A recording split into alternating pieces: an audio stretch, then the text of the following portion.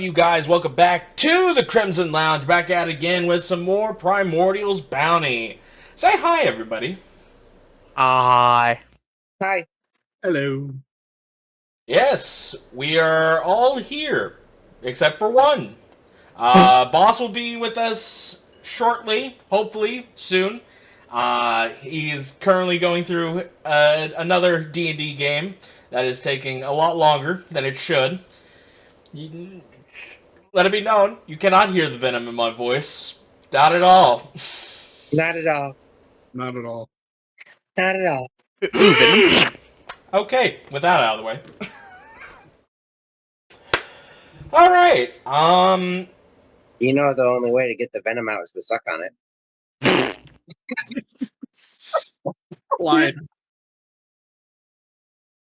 anyways, moving on, because we are currently, at a recording, we are kind of behind, but right now, we're, it's all fine in the actual video, so let's go ahead and get on to the recap, shall we? Yay. Yeah, sure. Let's do it.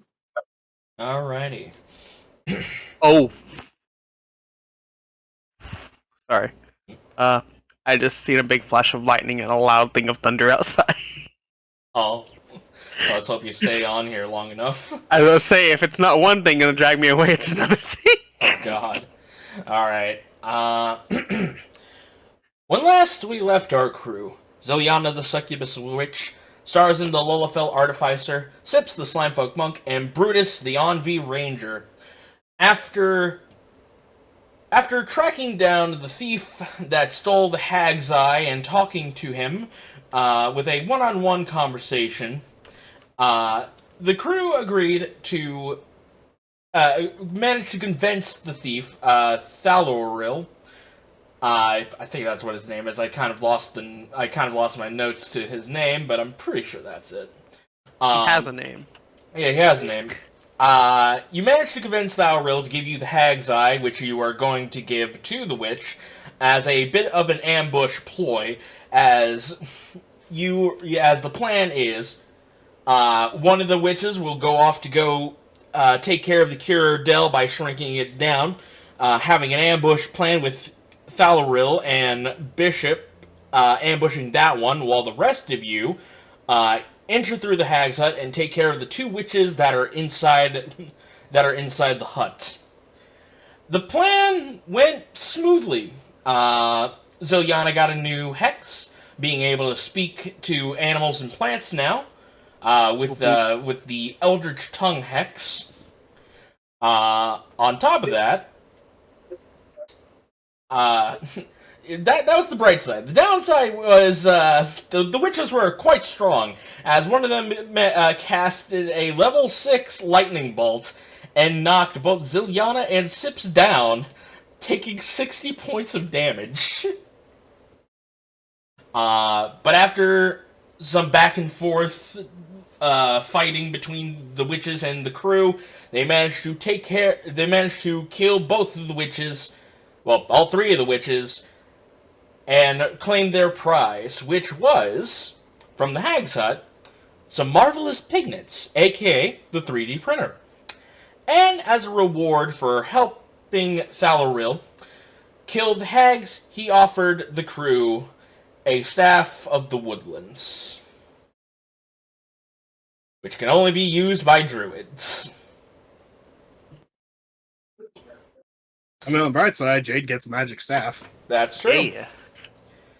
And after everything was said and done, everybody went off to take a well-deserved long rest. Especially Sips, after she has caused a lingering injury. Wasn't it heart palpitations? Yeah, basically. Yeah. Always having a level of exhaustion until it's cured. Heart palpitations. Yep.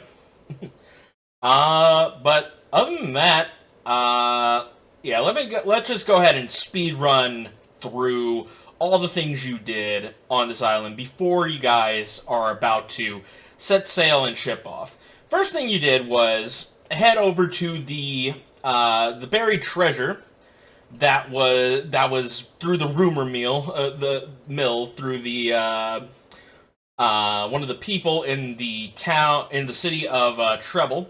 You managed to find that. Let's go ahead and get that sorted. Let's go ahead and get how much money you got out of the way from that. Let's see here. Money.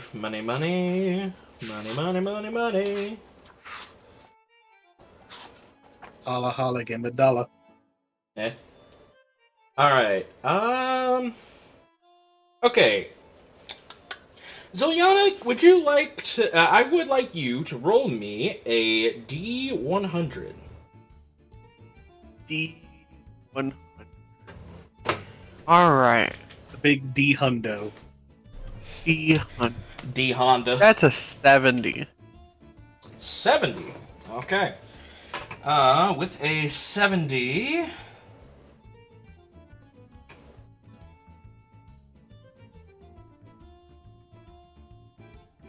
Okay. Go ahead and roll me 3d6. Okay. 6, 3. 15 total. A 3, 6, and a 6. Okay, so you have 15 gems that are each worth 100 GP. Where is this for like the whole group thing? That's just what you found in the treasure. Okay. So, Oh. yeah. Oh, that was all that was in it? Well, no, there's more things in it. Okay. Okay. 15 gems worth 100 GP. Yeah, 15 gems, each worth 100 GP. Okay. And go ahead and roll me a D... Yeah, go ahead and roll me a D4. That is a... Let me see. 3. Alright, now for the last bit, go ahead and roll me 3 D100s. Jesus. Okay. 11, 32, 48 with a total of 91. With the 11, you find a potion of superior healing. Ooh. The 23, you found a potion of clairvoyance. Yee.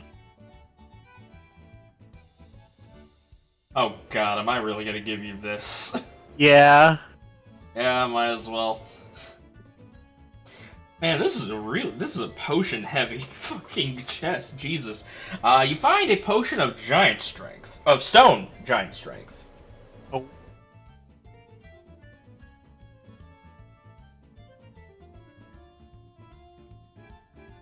And I'll send you a list of what gems you got at a later date. Alright. I'm typing it in chat. Or all the contents anyway.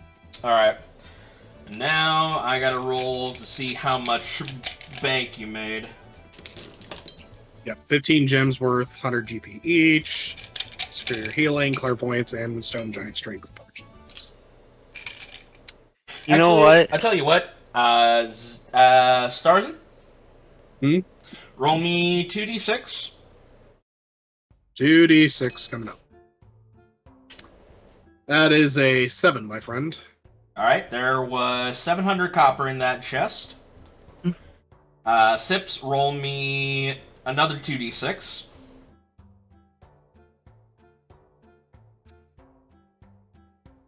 Clyde? Lad. Are you there? Are you I muted? went to the bathroom. Oh. Well, roll me 2d6. Gotcha. 2d6. That's 5 and a 6. There you go. 11. Ooh. Okay. So that would mean... Okay. So that would mean that is 11,000 silver pieces. 11,000. Hold on, do you mean 11,000 or 1,100? It's 2d6 times 1,000. Okay, All right. so it is 11,000. Okay. Yeah. 11,000. silver pieces. Okay. On, go ahead and roll me 6d6. Roll high, Bubba. 25. Bubbly. Let's see here, adding 2 zeros, so 2,500 gold pieces. Alright. And I will go ahead and roll the last bit.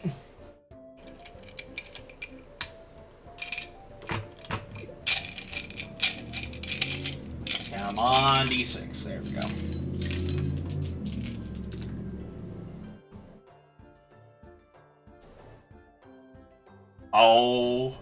Oh my god. What? What? That's 666, my friends. Oh god! Hail Satan! Alright, 12, 13, 14, 15, 16, 17, 18, 18 times 10, that just adds 0. So 180 platinum. Jesus.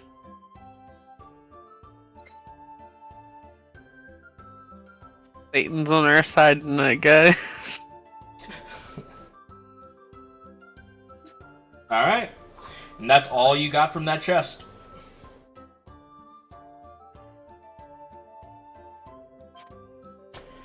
Alright. After which, you guys traveled back to the city of Treble after getting all the money.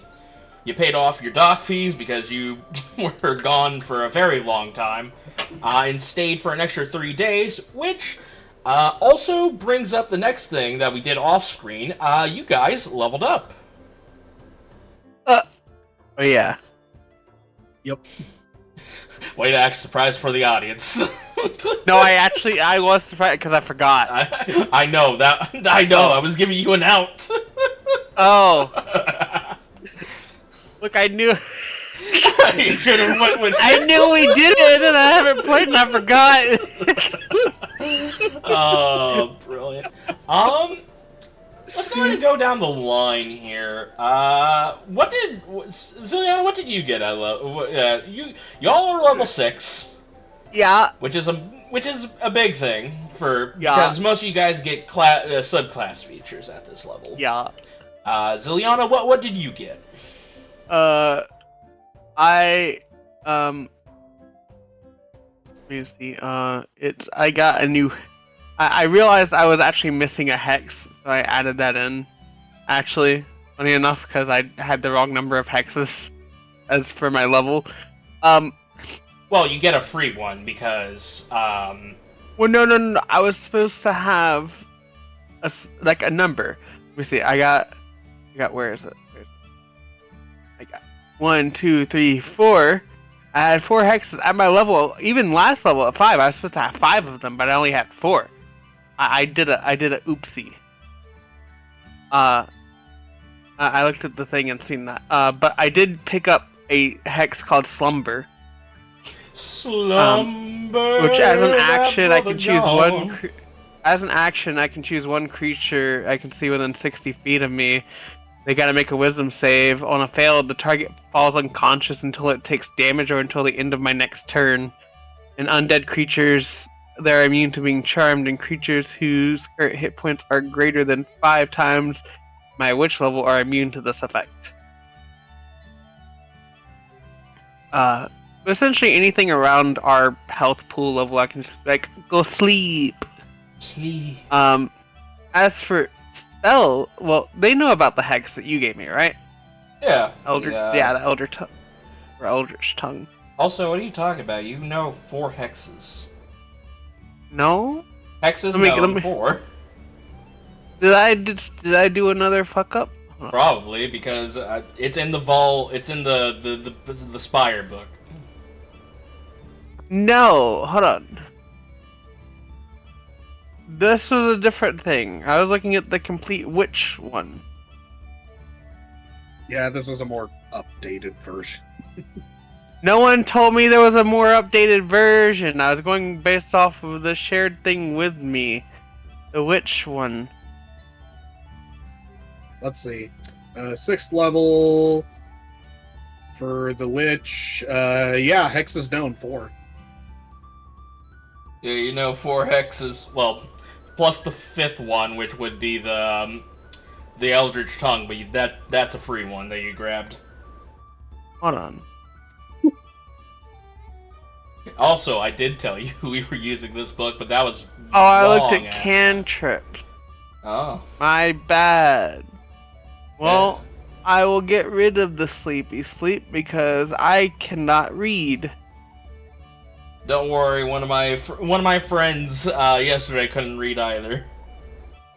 It's just the 4 and the 5 in the area whenever you're looking, whenever you're half asleep, are hard to do. Because whenever I edited the sheet, I was half asleep. Nah, fair enough. Well, maybe when you hit level... either you hit level 9 or you replace one of your old hexes with the new one. Yeah. As for... Oh, wait, whoa, go back. What? Charm, Finagle, Misfortune. You get Lunacy for free.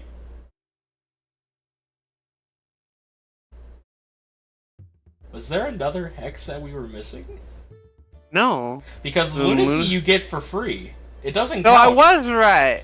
You were right. You are both wrong and right at the exact same time. Ah. Yeah, because Let me go Lunacy is a subclass thing that Yeah. you get for free. That doesn't count. Yeah, let me go put Sleepy Sleep back on there.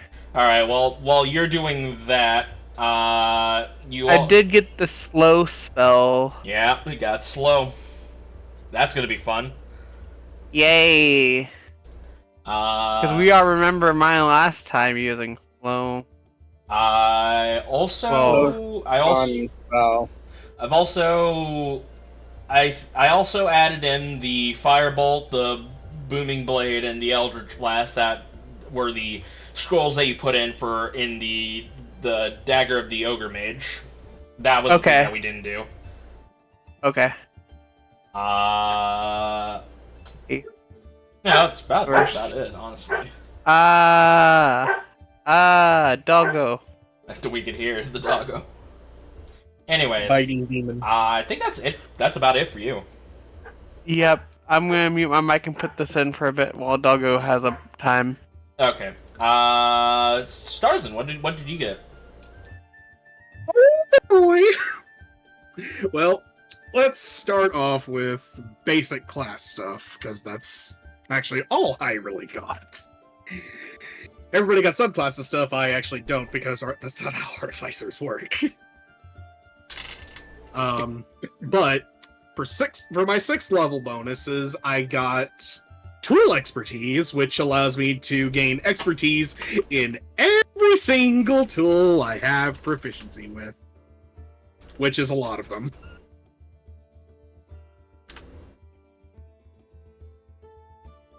There's about 6 tools I now have expertise in. Yeah, you're the definition of a handyman right now. Pretty much, yeah.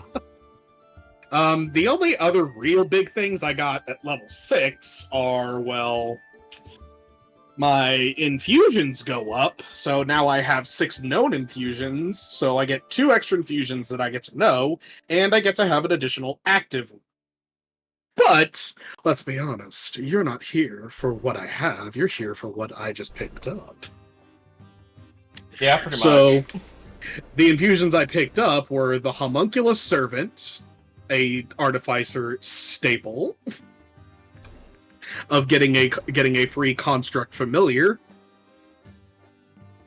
and the other one is the Repeating Shot, which allows me to grant a ranged weapon, make a ranged weapon +1, while allowing it to ignore the loading property. Very good, considering your gun arm. Oh, trust me. This thing is... Repeating Shot will definitely be very handy. Especially for projects I have lined up in the future. Speaking of things you thought of in the future, have you given any thought to your homunculus? I've had some actual genuine ideas. I just have to go digging them up. All right. But we'll get to that at a later point in time. I just have to, again, like I said, just re-dig it all up. Fair enough. In terms of other stuff I got, that's pretty much about it. All right. Sips, what did you get on your level up? Oh, nothing much really. I just picked up Perfect State. My weapon basically gets empowered. I do magical damage for the purpose of overcoming resistance and immunity to non-magical attacks. I also got Death Strike. When I hit with a attack, I can spend 1 key point to cause the attack to deal extra damage to the target equal to my martial arts die. I also got Key Empowered Strikes. Again, overcoming resistance and immunity to non-magical attacks. And I think that was it. All right. Well. Oh, I also learned 2 additional mystic techniques. Oh, what are these mystical techniques? I am honestly deciding on what they are now. I was unable to read all of my. Well, I wasn't unable to. I missed a little bit when I was leveling up. Well, I mean, I guess you have plenty of time now, I suppose, but... Yep.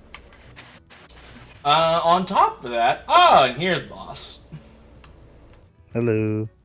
Hello, we're talking about what we all got on our level ups. Mm-hmm. Guess I should say mine now? Yeah, you're pretty much the last one. Alright. There was a bit of misconception out of game, but we worked it out, and DM Joe was so kindly gracious enough to allow me to do my training ahead of time, and I now have my first level fighter. I have Second Wind, and a new additional fighting style. That fighting style being archery, giving me +2 to my attacks with any ranged weapons. Oh, that's So pretty neat. I am a better marksman. Yeah, that's definitely going to be handy. Yeah, considering I miss most of the time. Yeah, fair enough. I mean, I don't think a +2 is going to help you there, bud. Oh, maybe. Who knows? It may or may not.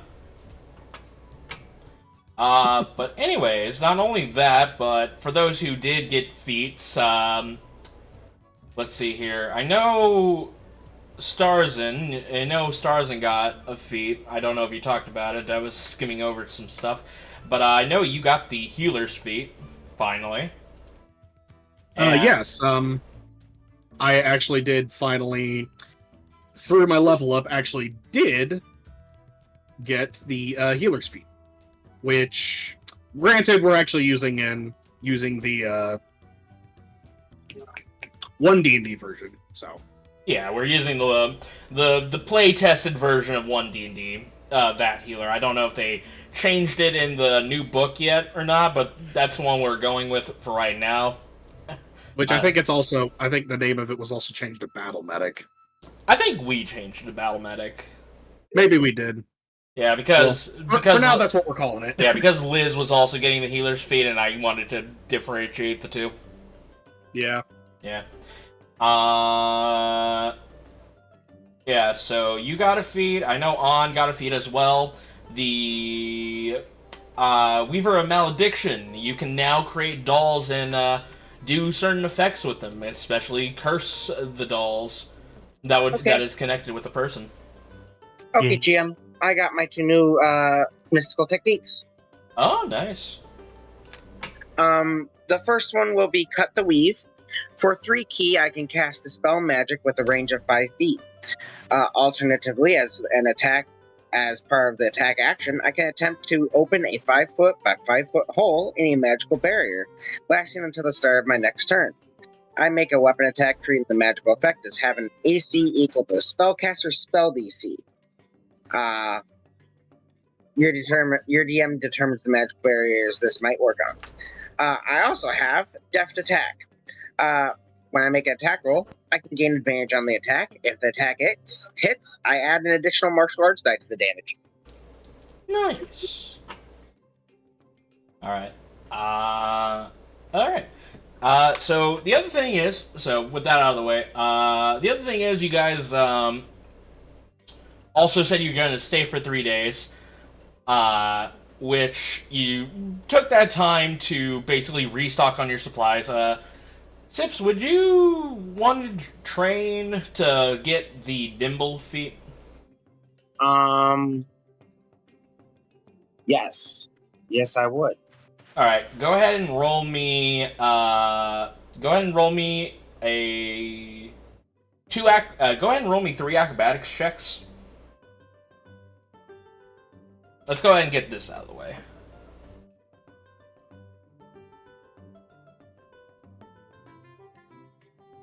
All right.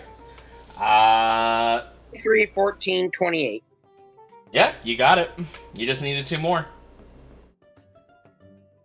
So go ahead and add the nimble feat to your character, and you are completely done with getting feats now. Okay, what was where was the nimble feat? I know it was like a combination of 2 feats. It's like in our DMs, right? It should be somewhere, maybe. Probably a long ass time ago. But I think this might be it.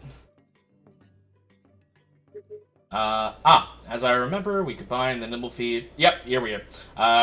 Your dex score increases by 1. You gain a +1 bonus to your AC while you are wearing light armor or no armor. This stacks with any other effect that adds to your AC, so it works with your unarmored defense. As long as you are not wearing armor, you may take the dodge action as a bonus action. You can use this feature a number of times equal to your dexterity modifier per long rest. Okay, what was all of it? It's literally pinned in our DMs. Okay. Yep, right here I think it was. Yep. Alright. I'm back and I removed the doorbell. Okie dokie. Is there any... +1 to my AC, so that makes that 20.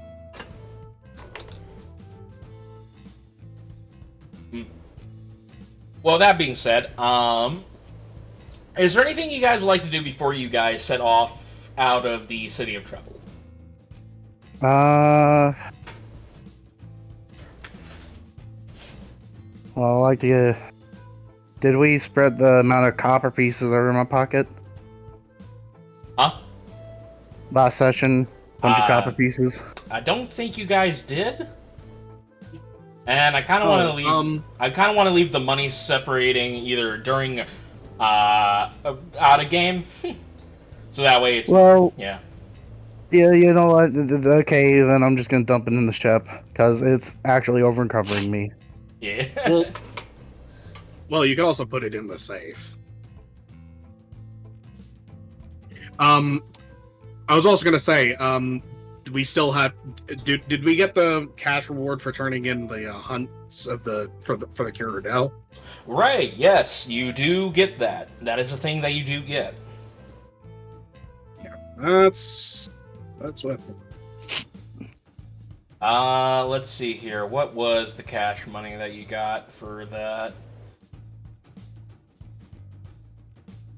Let's see here. The Cyrodiil.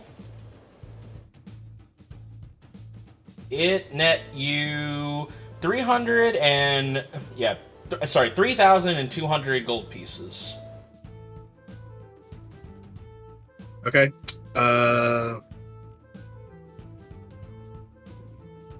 Hunt. It was 3,000. 3,200. 3,200 gold. Mm-hmm.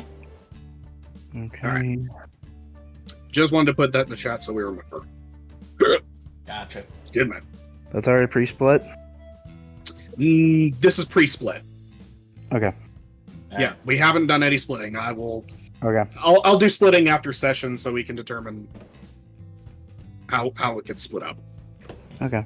Other than just preserving pelts, make sure everything else that was saved during a hunt was good. That's all I needed, other than my training. All right. Those are the only things I want. I think. Yeah, what which we I guess means that raw meat. That's raw. I gotta throw that raw meat out.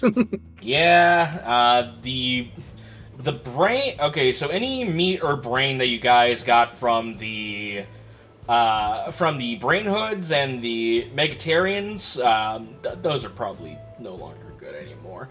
Yeah, probably not. The fur, I think you got from the Megatarians. If you're wanting to treat the furs, I think we set it up to where it's like 10 gold to be treated so it doesn't rot. Mm-hmm.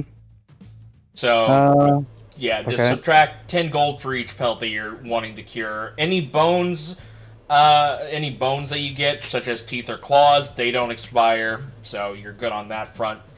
Did the tendrils expire, or do we have to expire?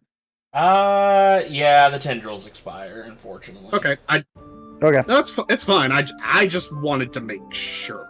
No, that was my next question, was just making sure everything's either expired and now thrown out, or whatever I could salvage. Yeah, I calculated the trip from the Hag's Hut to the chest back to the city.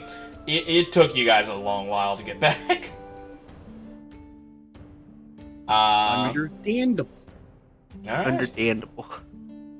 Is there anything else anybody would like to do before setting off? I can't think of anything, no. I would like to cook a meal. Okay, besides that. Oh, damn it. You know, anything important. Oh, food's not important? Ugh. Not really. No. Who eats food like a loser? Oh my god. I'll give you this one. I'm gonna give you this one, Sips, because I know that you tend to forget things easily. You still haven't gotten a thing you haven't gotten an art piece that represents this island yet. You are right. I haven't gotten an art piece to represent this island. Let me think. Alright, I really should have put together. Anything else I could be doing? I also forgot to post this. These are all the gemstones from the Witch's Hunt. I'm posting in the chat. Wait, no, I have something to represent this island. What? This is the island where Starzin gave me my new weapon.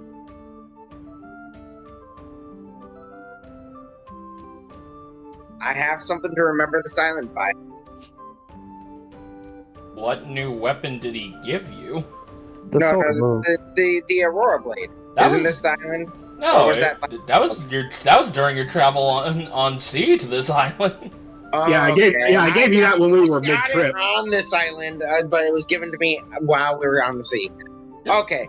Nope, then I'm gonna go off and I'm gonna find something to remember this island. I got one. The wishing well, not the well, the fountain. Fountain. What did I get from the fountain? You got to wish up the fountain. Yeah. I did. Yeah, but he's asking for an art piece to take with him.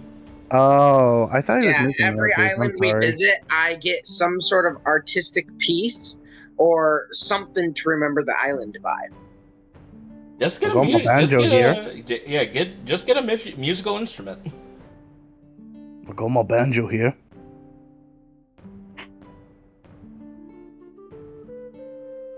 Yeah, I'm gonna go to town. I'm actually gonna drag Brutus with me. Mm-hmm.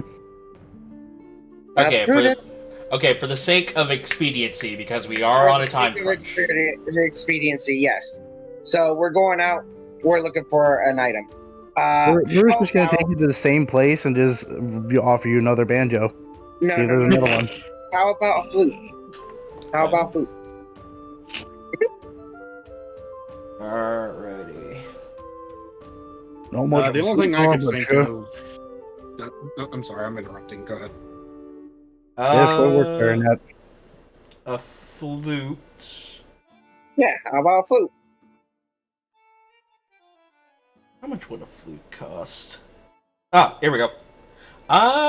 Normal flute is 2 gold pieces, but if you want to spec it out and make it a more spectacle thing, I could say in total it would be worth 5 gold pieces. Alright, where's it from? And yeah, I'll give you the gold. I just have a thing on here. You could just say you fucking give 5 gold and you got a very well crafted, intricate looking flute. Yeah, it's an intricate flute from, I want this island's name though. Arya Woods. Okay, thank you. Alrighty.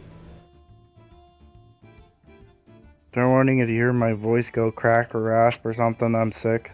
So, not on my A game today. I'm sorry. It's fine. Starzin, you said there was something you wanted to do, or no? Well, I'll tell you what I am going to do. There isn't anything important, but I did remember something I needed to shop for specifically, which was supply-based. Which, I'm just going to tell you, I'm just going to buy 6 healing potions. Healing potions would be nice.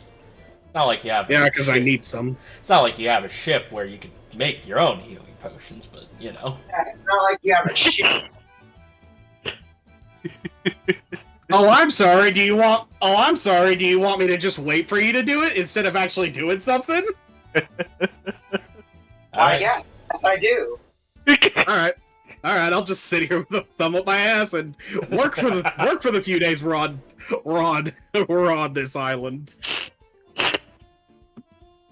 Because I've got fuck all to do. Do whatever you want, sir. Vice Captain. Fucking suck my little dick. I mean, that's how we get the venom out. You suck on it. We all have fun here in the Crimson Lounge. Wait, this is supposed to be fun? Yeah? Yeah. Prude. Alright. No, that's not prude. That's just boss. Yeah, fair enough. And that's on. Yep. Well, okay. Alright. Yeah, okay. Alright, well, with that being said, you all take your 3 days to practice, train, and buy all the supplies you need. On the 3rd day, you set your ship on a voyage to the Sunken Citadel, where Kalis gave you a map to. Go ahead and move 1, 2, 3, 5. Go ahead and move to the Circle. It's a 5-day voyage. So during those 5 days, what do you guys do? We'll start with Zilyana. Good, because I have to go grab food. I'll be right back. I think on the travel, I'm gonna try to keep everyone. I guess I was just gonna try to keep everyone's morale up. I guess like partying with some of the crew when we're having a light day where there's not much to do and whatnot, and hanging out with people and like, hey, how you doing?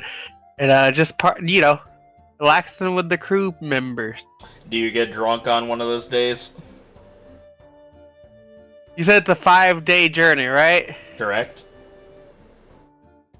I'm gonna roll a 6, and if it's anywhere between 1 and 5, we'll see which day it is, just for shits and giggles. On day 4, oh my god, it's the day before the fuck. Okay, yeah, the day before we arrive, I get drunk. Man, that's some timing. Alright, roll me a D100. Alright. That's a 14.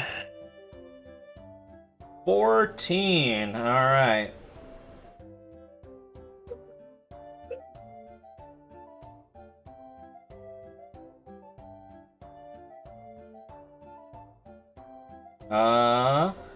Let's see.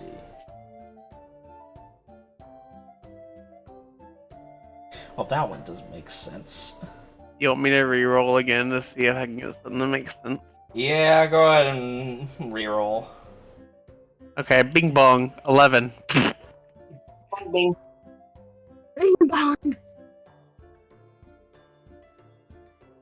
All right, you're in Lord. your captain's quarters, sleeping naked, I guess.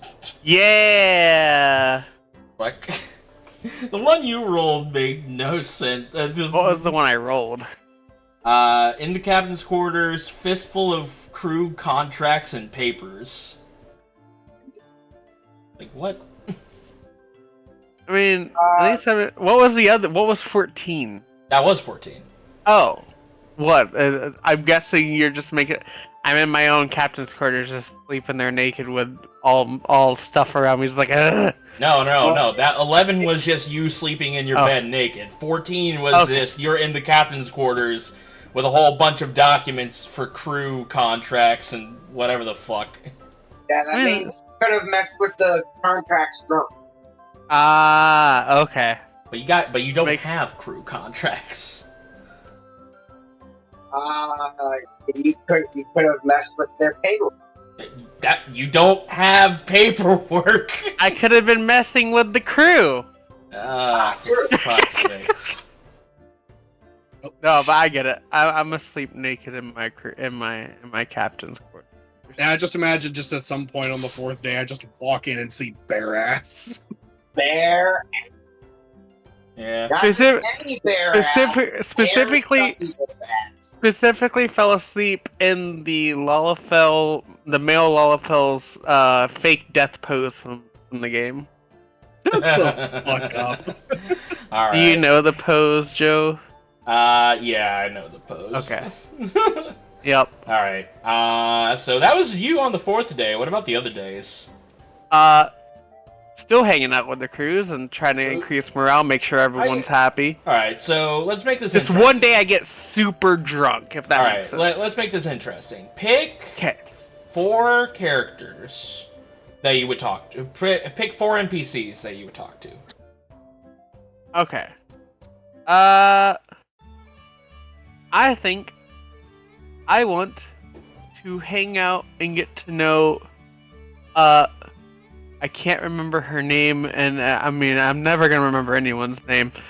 Time Lady? Metra? Yeah. Oh wait, yeah, now I remember how to remember her name, Metronome. She should have been a gnome. Now I remember how to remember her. I mean, she's the size of a gnome. Yeah. Do these count as one? I mean, you could talk to them separate. I don't think he will like that, so I'll hang out with them both together. He's pretty chill with you. You're the one who saved his daughter when you guys were in the mines. True. Okay, I'll hang out with him first, talk with him about her, and then hang out with her next. All right. So One, Metra, 2, 3. Gale, Ember. 1.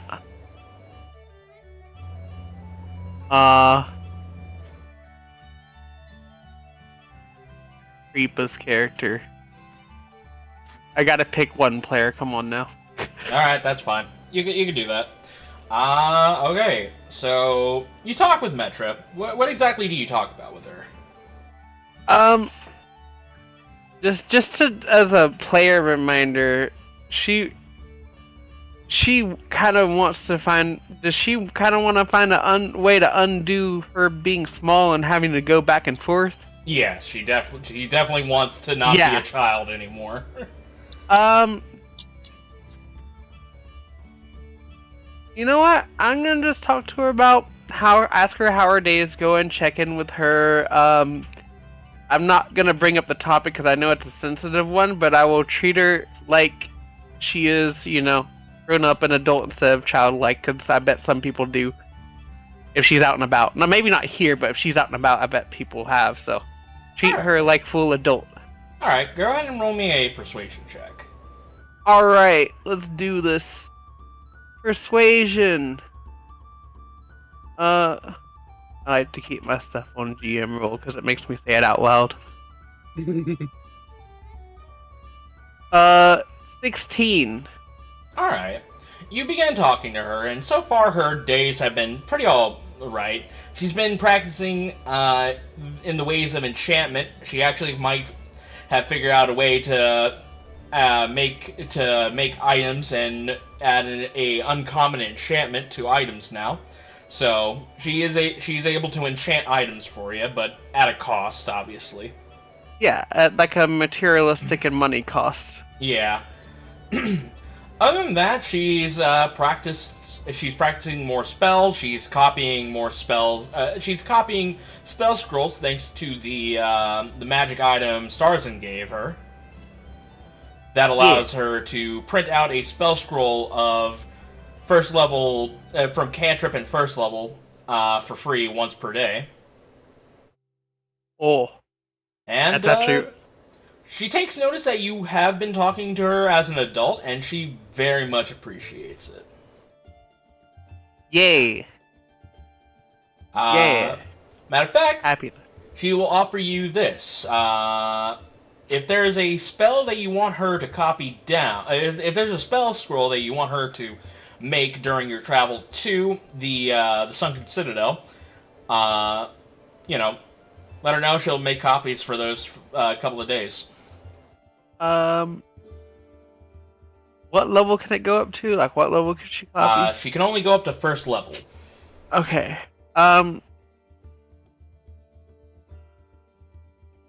She can copy spells. Yes, Oh. that's in her spell book. That's in her. Okay. Can I tell her? Because I can't think of the spell right now, but can we say she's making it, and eventually I decide what it is? Because I can't think on which one I want, because I don't know her spell list. Yeah, I can go ahead and just send you what she has for first level. Actually, yeah, do that, and I'll take a pick. All right. I will go ahead and yep. There's the list. Oh, those are all first level. Well, yeah, yeah. She has fire. The only cantrip she has is Firebolt, Mage Hand, and Ray of Frost. That's about it. I'm guessing restorate and deteriorate object, meaning you can either fix an object or make an object break down. Yeah. Actually, I would kind of like that. All right. How many scrolls between 1 through 5? I would like to ask her for 5, and I will also, in that aspect, be giving, because since we got paid, I will give her a little nudge, and when we get whenever with the money separated out, I'll give her part of my cut of the money as payment for working hard to do 5. Oh, well, I mean, it doesn't take a lot of. It just she can make scrolls for free. Yes, but she's working hard.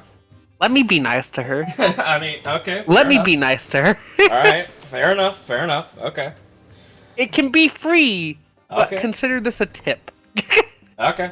For the next 5 days, she will give you scrolls of restoration and deterioration. Yay! Which I went ahead and made some. Actually, did I make modifications to it? Yeah, I'm making modifications to it. So basically, you can pick one item, no larger than 10 feet, 10 cubic feet. If I'm doing the calculations right. No larger 10 than by 10 square. Yeah, you can restore it or deteriorate it. Basically make it back to its original form or reduce it down to the point where it's all broken Yeah. and shit. Basically, ooh, look, wooden wall that's not too big.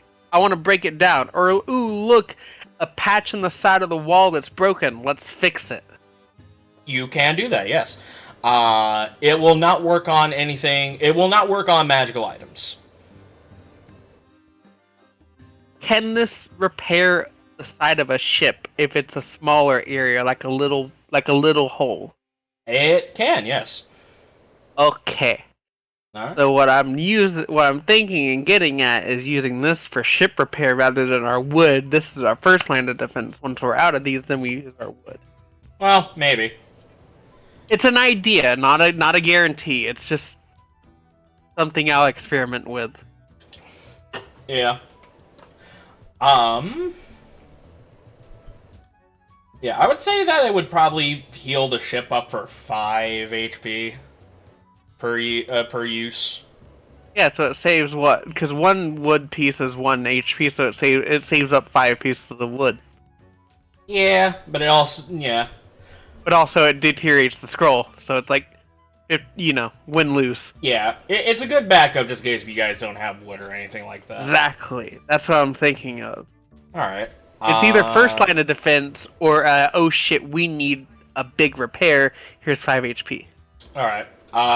So that was Metro on her day. She will go ahead and make some spell scrolls of restoration and deterioration. Gale. The next day, you go and talk to Gale. And what do you talk to Gale about? Same beginning as Metra, asking how his days have been, what he's been up to, asking how... I'm gonna ask his opinion of how she is doing, and, I'm not really sure from there how to basically get to know him more. Just ask personal questions. I can't think of the actual questions, but, He's fine. He's complacent with how things have been going. Like, he can't really complain considering his situation with the Leviathan Empire and all that. But, he's fine where he's at. He's a minimalist in some sense of the term. I do want to ask him something that just came to mind. Say if, we get to the end of this adventure, and say if we all have a chance to either split apart and stick together, what does he think he wants to do, or does he have any other plans to say if he does split off and go somewhere else, what's his, maybe his future plans of what he thinks he wants to do? Besides, of course, probably protecting her. I'm pretty sure she's going to go along with him. Well, his plan so far is to get to the Grand Sealy so he can spread his wife's ashes over it, because that was her last request, was for part of her to be one with the Grand Sealy. I will comment and say that's a really nice and thoughtful thing. As for what they're going to do afterwards, he is planning on finding a home to stay in the Grand Sealy, since they are more lenient on people like Ember to live there. The whole point of the Grand Sealy is basically during the wars and stuff like that, and after the division that happened, that separated the two nations, the goddess of nature and magic create an opening between for both sides of the walls for anybody that wants to escape the tyranny of the two kingdoms can come in here and live in peace, essentially. You just have to escape and get there. Exactly. And that's his goal, is to escape and go there and have a peaceful living with him and Ember. Yeah. So, odds are, when you guys get to the Grand Sealy, I mean, they'll probably stick around for a little bit until they find a good place for the both of them to settle down. I'll give a smile and like a shoulder pat and say if he needs any help whenever that time comes, that I'd be willing to help, even if it comes to like paying for the place. Alright. Alright. Well, other than that, Gale is, very complacent, glad, and, yeah. On to the third day, you talk to Ember. Yeah. So far, she's been playing with her. She's been playing with her dolls. She's playing with the doll that looks like her mother, and she's also playing with the one that looks like a mechanical crocodile. All right. For her, I'll just come by and sit down with her and just like, what you up to? Oh, just playing with my dolls, and that's about it. Just, I've been kind of stuck on this ship for a while. It's, Not really much else you can do but play and be on here. Yeah, I understand why I need to be on here, but I kind of wish I could adventure out sometimes. Maybe the next island or town we visit to, if the circumstances are right, we could maybe have you venture out with us and take a look around before coming back to the ship. It'll get you out of this place for a little while. We could talk to, because that's her dad, right? I just want to triple check. Yes, that is. Okay, yeah. I'm having second guessing myself. I'll say it's like we can also ask your dad to walk around with us, and we'll keep you guarded. Well, I've actually been practicing some magic with Metra. Ooh, what kind? Mostly spells that can protect me. I can cast Shield, Mage Armor, and Sanctuary. I will give a big smile and say that I am proud of her that she has made those improvements to protect herself. Yeah, after what happened in the caves back on Mount Silver, I wanted to make it to where Papa doesn't worry about me too much, as I now have ways to protect myself. I'll give a bit of a smile and say I'm pretty sure he's gonna worry anyways, but at least you're lightening his load, but we also can protect you as well. So you got yourself and you got all of us. He nods at that.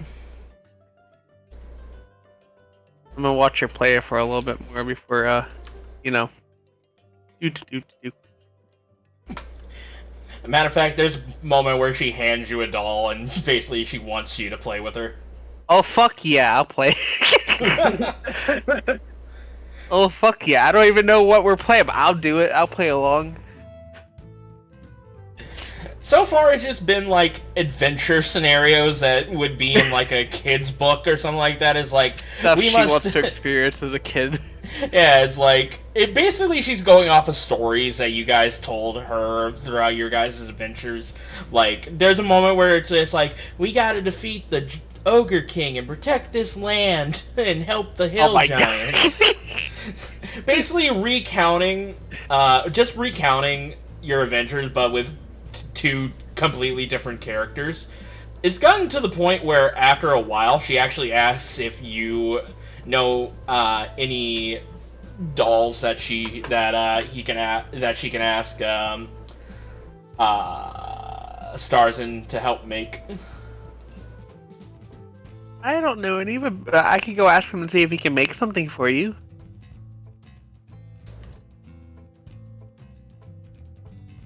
Actually, let me go ahead and get the book so I have an idea of what she can... I know she can make common dolls, or she can control common dolls.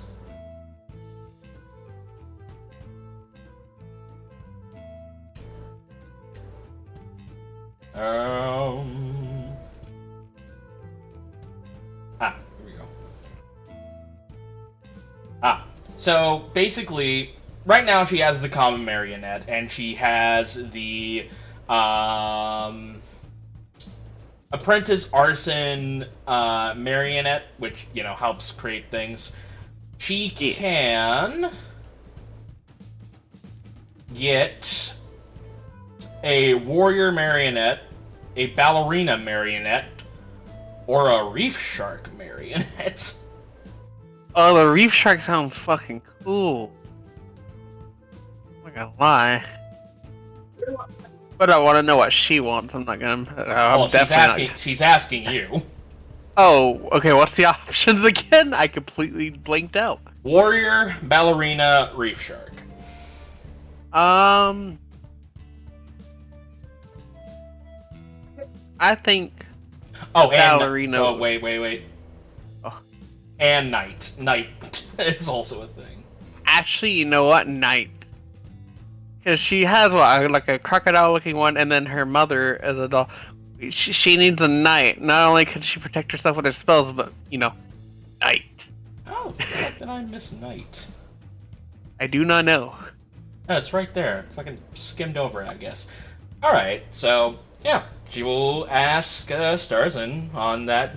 She'll ask Starzin on that day if she can make her knight doll. Heck yeah. Alright. Okay. Well, that was Sage. That was Ember, sorry. Sage is her disguise name. Cover name. Yeah, her cover name. Day 4, you talk to Starzin. Yup. Now, he still has those parts of the whip that, that you wanted crafted. Is he crafting it currently, or just other? I guess there could have been a day where he could make it. That's up to him. Yeah, it's up to you. I mean, honestly, I think that probably would have been the first thing I started working on. Okay. So, depending on how you want to do it, I could, or how I roll, it could be already done, or I could just be touching it up. Well, I mean, it's not a roll thing. You just need to give 50 GP. Yeah, you just need to give 50 GP because that's how much the materials cost for it, and you can make it. You already have everything for it, so. Yep, okay. Well, let me reduce the 50 GP that I have, so give me just a minute.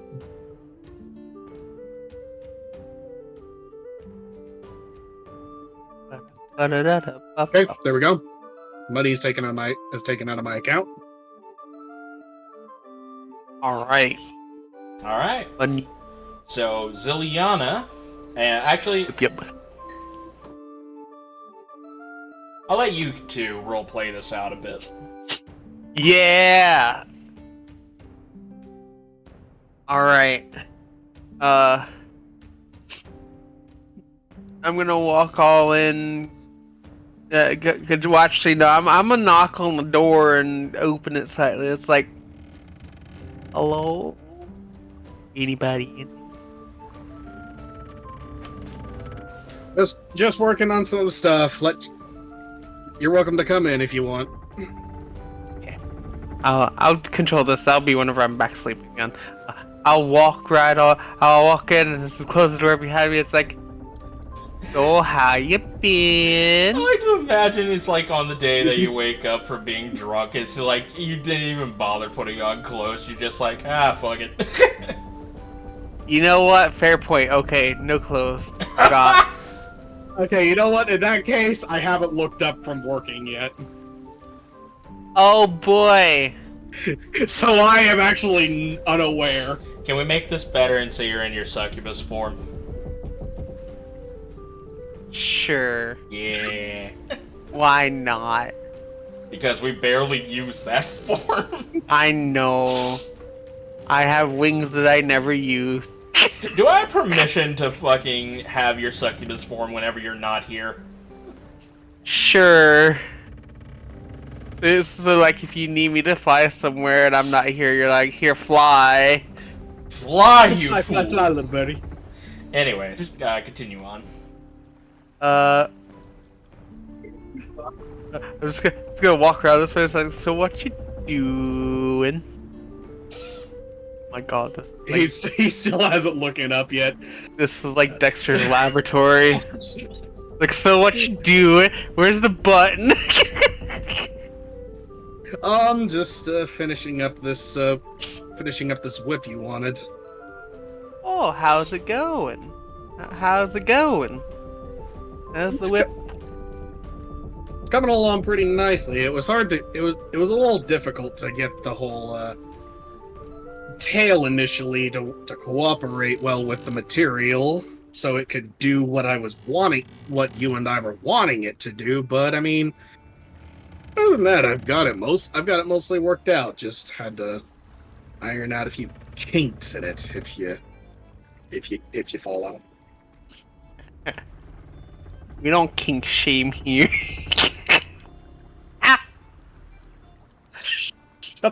I couldn't help it. You said the magic word.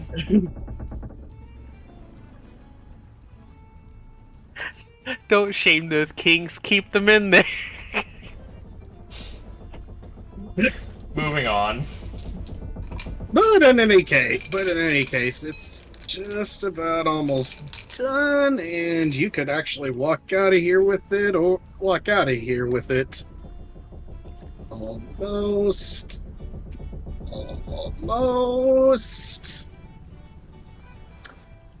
And after he's just kind of tinkers with it for a little bit longer, is just, ha! Here we go. And then he picks it up and turns to you two. So here's your, oh my holy titties. I wouldn't say holy. Oh, that's good. The wrong use. You know, that stung a little bit. He just takes a deep breath, pinches the bridge of his nose, and tries to maintain his composure. I'm just gonna give a look. I was like, look, I got a little bit drunk. Feel a little bit there. Clothes are uncomfortable right now. Kinda don't wanna. He just kind of looks and just says, uh-huh. Gives a very quick nod back. It's like, yep. Look, last night was a blur. Okay. Look, I'm not. Look, it's not my business. I mean, I can guess make it your business. What did I do last night? I don't know. Was she in the workshop at all? Yeah, probably not. Yeah. So then I probably really Person in wouldn't a know. drunk rage. Where's my whip?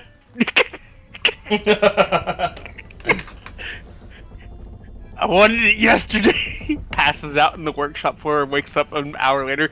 Where's my bed? Where's the blacksmith? Or actually, probably what would have happened in that case is you pass out in the workshop. I just drag you to the bed. And then that's how I ended you up with the naked? Lalafell death pose. I mean, I just dragged you to the bed. I didn't position you in any way. Whether you got yourself into that position and how you got naked is completely on you. Clothes uncomfortable. Simple enough. Okay, Just so we're clear, even though his token is there, Harvey is not in the fucking workroom. He is currently sleeping right now. That's fine. It was fine either way with me. Did not get it. Okay, I guess I'm just still getting to you just occasionally just being naked. Well, you're gonna have to get used to it a lot faster than you already are. It's probably gonna happen every once in a while. Considering what you are, I'm not surprised. Maybe lucky. I keep dressed more often than I probably should. Riveting. A little voice creeps into your ear and asks, "What does the whip do?"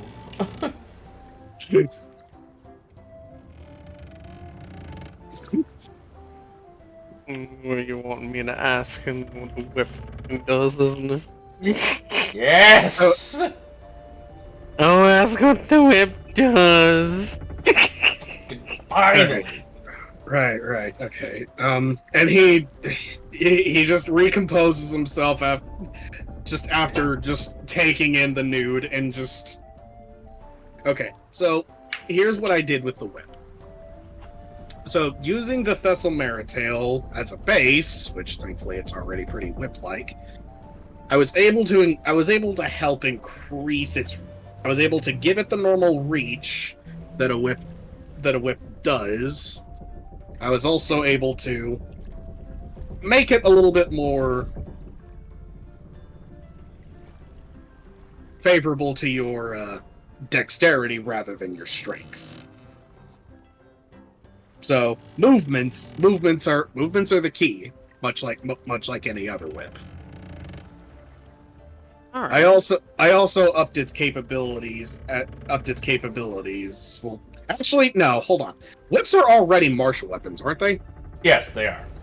Okay, so then no, I did not do that because it's already a martial weapon. I don't know what the stats are for a whip. I'd like You almost did a thing. It's funny because like I never look at the whips, so I forget what its actual thing is. But so I have to remind myself. Okay, it's a martial weapon with reach and finesse, so this is just a default. Now, the major thing I actually did that you requested was I was able to take some of those thunder crystals and imbue them into the handle of it. So on top of the benefits of the Thessalmera, it'll now deal some extra elemental oomph. Oh, that's cool. Yeah.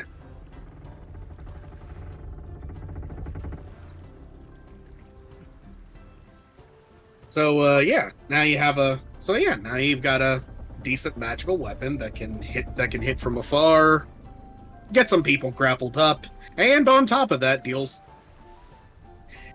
give them a real ringing while you're whipping them. I can whip them and choke them out with fun. You sure can.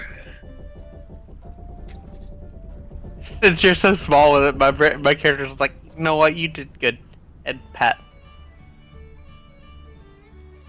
He's kind of leaning back because I imagine you're also leaning forward, and he's just kind of trying to put distance between between tits. Yeah. While you're trying to do it. Yeah. And as you give a head pat, the door opens up. So, Starzin, I want to... Oh. Am I interrupting something? As Iris walks in. I'll turn right around. It's like, I got my new whip. I was just giving her her whip. You just see her as she gives the Anya smug face. She's like, really? Is that it? He's just turning red he's just turning red. It's like, you two are gonna be the death of me. I mean, that'll be one hell of a way to die. Yeah, and as you take your new whip and hand and head out, right before Iris leaves, she turns over to Starzin. You know, if you wanted service like that, all you have to do is ask me. As she turns around, closes the door, and walks away. And I'm gonna say that pretty much covers it for you, Zilyana. With me. Moving on down the line, Starzin, let's keep this train rolling. What have you done on your 4 days? Well, in between working, I probably would have been also checking in on other crew members just to make sure that they're okay and making sure that, well, also filling everybody in on kind of the whole situation with Caelus. At least those that were initially worried or curious about it. Okay. I'm gonna say on the first day you basically have a team meeting and you explain the situation with Caelus. I would also like to add that I also address that while addressing it, I do say that if anybody does have any grievances or objections or needs to talk about it from a because of how troubling it is or whatever, then his ears are always open. Alright. Pretty much the majority either are on board with the idea of, yeah, the government needs to topple down, we need a new line of government here because this is getting out of control. Others are just like, well, we'll cross that bridge when we get to it, I guess. Let's focus on the here and now kind of deal before we commit ourselves to things like that. And only the three are not okay with Caelus's plan whatsoever, and those three would be Jem, Akane, and Varakas. Well, Jem I've already known. Yeah. Both Varakas and Akane are, they tell you that they grew up with a clan of pacifists. So violence on this scale for them is not their way, per se.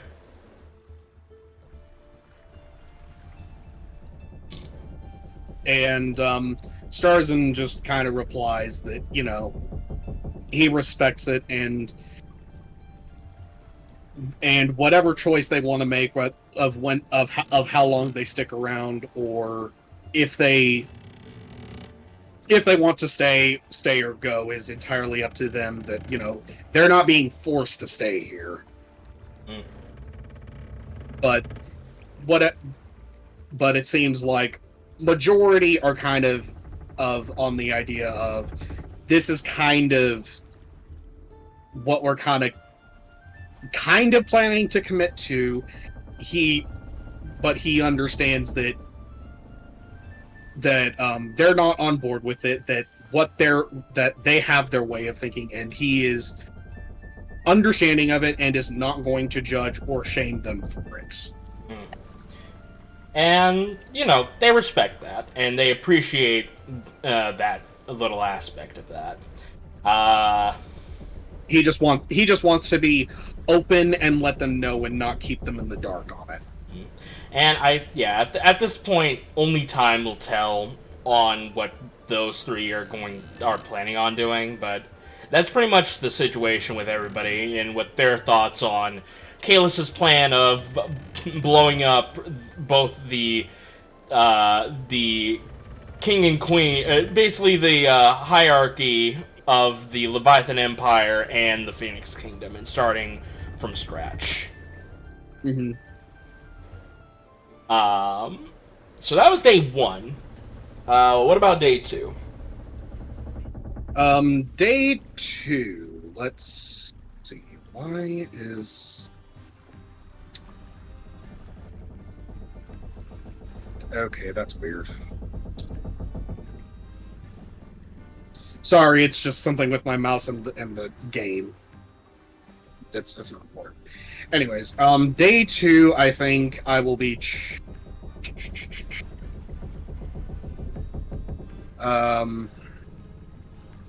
let's see. I guess day 2, I'll be going up to talk with Jem and just kind of see how she's getting on. She's getting along, as well as she normally is on days, on the usual days. She definitely talks about how much of a harrowing experience that was with the hags, but is grateful that everybody got out of there all in one piece.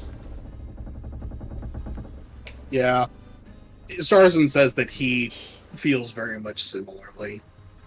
Yeah, she also is like, man, I'm actually glad that we divided them up and took care of them, because if we stuck together, if we had them all together and attacked them when we first arrived, I don't think we would have survived that. And Starzin adds, yeah, and that's not even taking into account of the cure Dell. Yeah. Well, it's a good thing we had. At least we had that. At least it was all smoothed out, taken care of, and everybody is fine. No, for the most part, anyway. And all in all, she's pretty okay.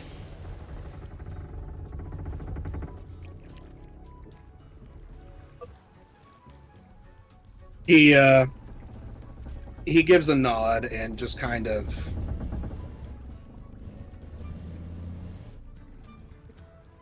he kind of just stands next to her for a moment before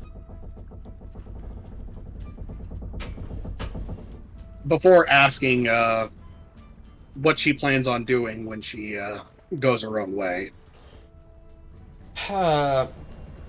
Well, she definitely will be heading back to the church, and her church will be giving her missions of either going out on another ship to help protect them from storms, or heading off to a location that was foretold there would be like a massive storm that will be hitting them. So the usual storm priest stuff. Yeah. As a storm priest, their entire thing is to help protect the civilians of the Leviathan Empire if a storm that is too large for them to maintain or to get a good grip on. That's when the storm priests come in to help aid them in their time of need. Right. He then decides to ask about does she have a spear, or is it like a staff? It's a spear. Okay. I just wanted to double check. He decides to ask about the spear. Like, is it like a standard issue for storm priests, or is it? Yeah, it's pretty standard issue. Let me go ahead and bring up what her spear is, because her spear is magically enchanted.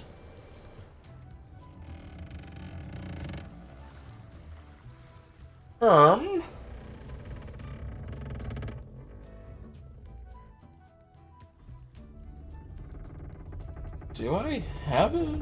I think I do. I should. Ah, here it is.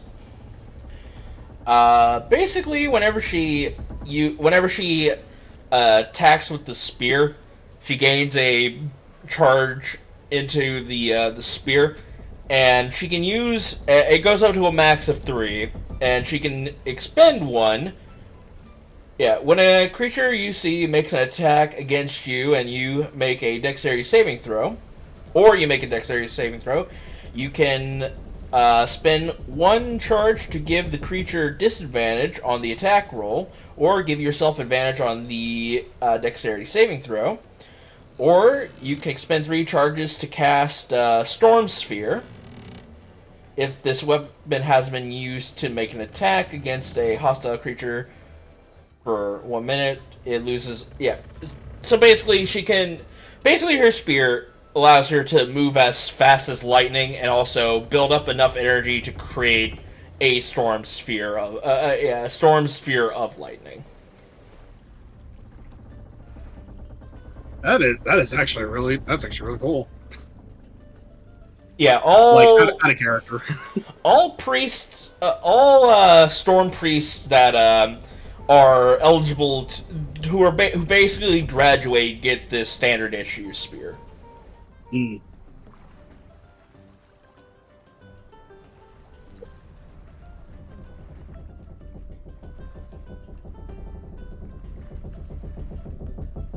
Or at least the ones that are on top of their class. Right. So very, very, very powerful equipment that helps her be be the very best storm priest. Pretty much, yes. But yeah, she tells you about the staff, or the spear.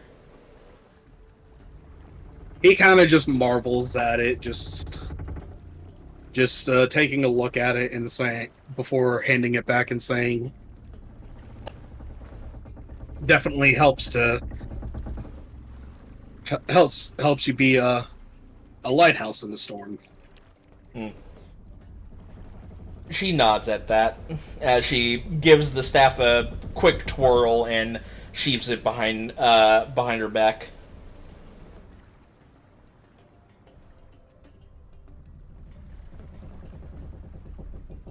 And unless there's anything you want to talk to her about, I think that's about it. Yeah, I think that's all I'll really do. He just kind of. All right. So that was day 2. Day 3.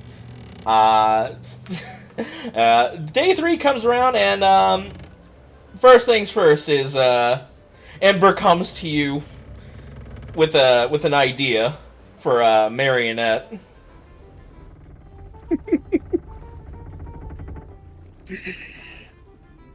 Yeah, I imagine she just comes in through the door like just all really happy, and I'm just mid work, but I see her come in. I'm just like, something you need, kiddo? Yeah, it was me and Zilyana were playing with dolls, and I asked her if there was any. I asked her for an idea for one, and she said that a night doll would be a good thing to have in my repertoire. Now that I think about it, a knight would be good for you to have.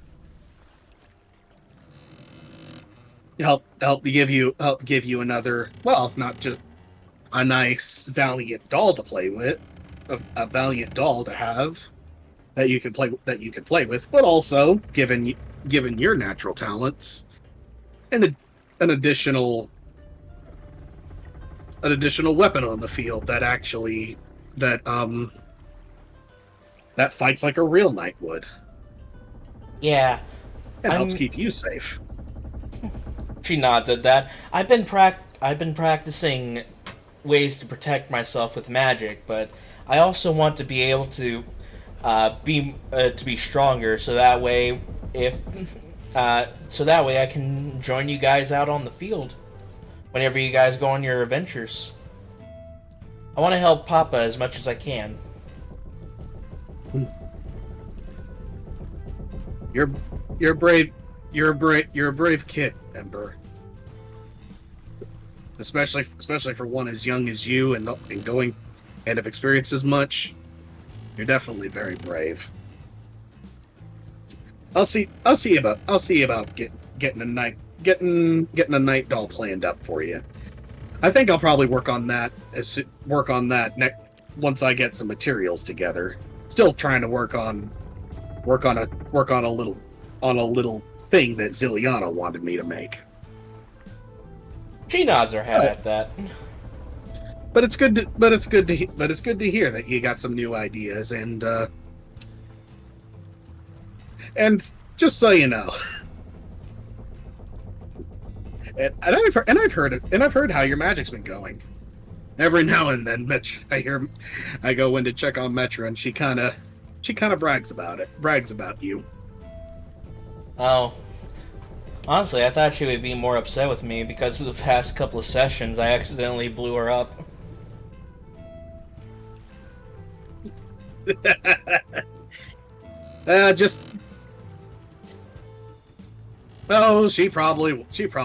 She wasn't too thrilled about it, but when she came and talked to me about it, I kind of also reinforced the fact that, well, you're not as experienced as the rest of us are. And honestly, I think the fact that you're picking up on it as quickly as you are, that's actually something to behold. Then after thinking about it, she did realize that you are actually kind of talented. And ever since then, she's kind of Been talking about it. There's, even though she's wearing the mask, you can see like the anime glow around her. Like the backdrop changed to basically be pastel colors. Just like a little bright beam of glow around her as she's taking in all this praise. But yes, she offers you, she basically asks for you to create a night doll for her to add to her repertoire. Yep. And he'll get it done. And he'll get started on that when they next make dock so he can get material. I think you might actually have material for it. Oh, we will? Oh, okay, then I'll maybe. Oh, hang on. Let's see here. Well, you have a melee weapon. That is part of the requirement. Medium or heavy armor. You do have that. You have the adamantine chain shirt. If you want to give it that. I mean, sure. So yeah, the things you need are a shield, medium or heavy armor, a martial melee weapon, granite iron powder mixture, and 100 GP. It all costs 100 GP. So. Plus, you do have the paints, so you could paint them up right now if you wanted to, but it's up to you. Well, yeah.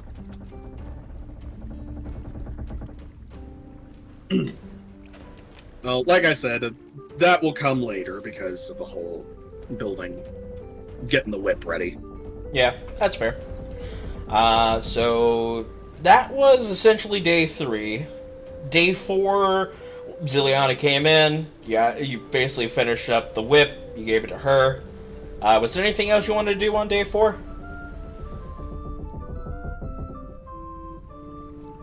I guess he would probably, before Iris left, he would say, Iris... Yes.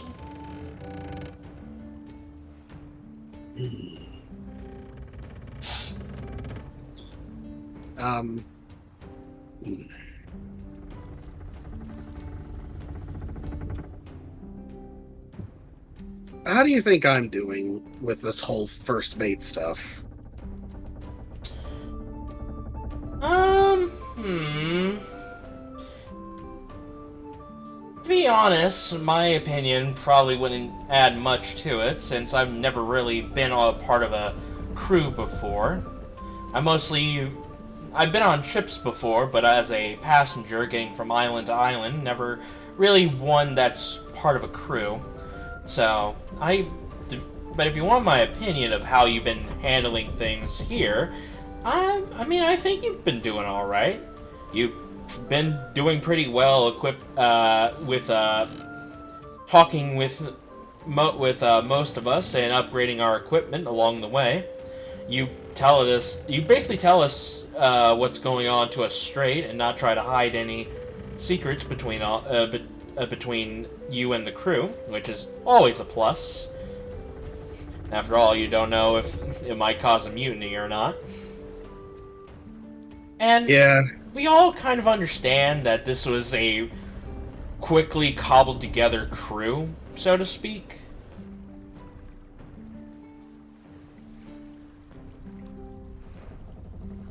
Yeah. Why? I guess just... What got you... Why? Did somebody say something to you? No, it was just the whole... when we went to deal with the hags, everybody was a little on edge, and I guess I lost my cool in the heat of it and kind of wondered if I was really making the best decisions for everybody else's interests. And it really wasn't also just with the hags, it was also with the whole with the whole plan that Kalis wants to do, which, well, I have my reasons for it. It's all of it kind of just stems back to what happened on Tarim. Yeah, well, I can somewhat understand that. Honestly, I'm actually lucky to be in the Leviathan Empire, considering where I hail from. But thanks to these wings and being able to fly, well, let's just say I have a bit of a pass, but just slightly. I take. Did she ever explain why they don't favor her? She's from the Underdark. Right, but was that ever? But was the racist implications ever explained? I don't remember. Yes, it was. It was basically Okay. Underdark people live underground, and the ground and stuff like that is mostly on the opposite end of what the Leviathan Empire maintains, which is water and air. Yeah, right. I just wanted to make sure that was established and that I knew that already.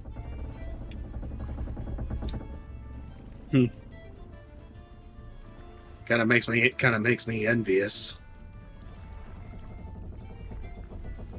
Well, you want to fly too? No.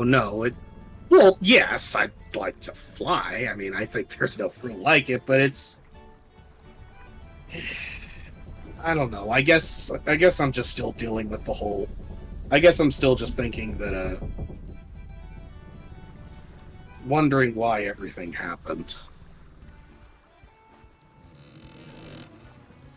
I try not to think about why it happened. It happened, so we gotta deal with what's going on with the now.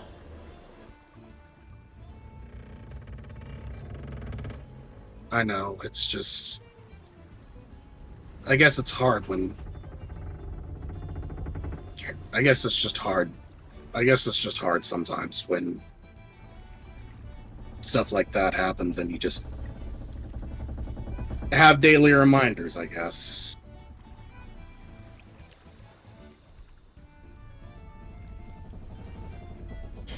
And he just kind of looks at his metal arm. But you're right.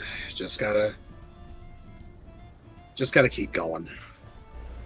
She puts a hand on your metal arm.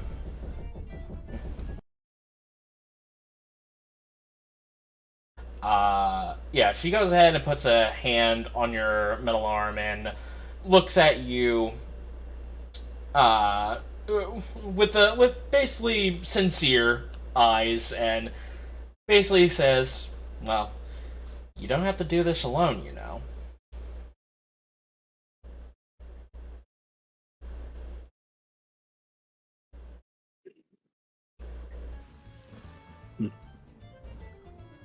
Thank you, Iris. I guess I just...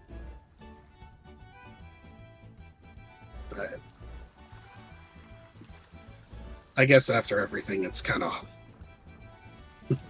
I guess being wrapped up in all of it kind of makes me forget that, other people have helped, other people have been there. He goes in and he decides to give her a hug. There's a bit. So as you go in for a hug, there was a bit of hesitation on her side, but eventually she does hug you back. It was like a good 5-second hesitation.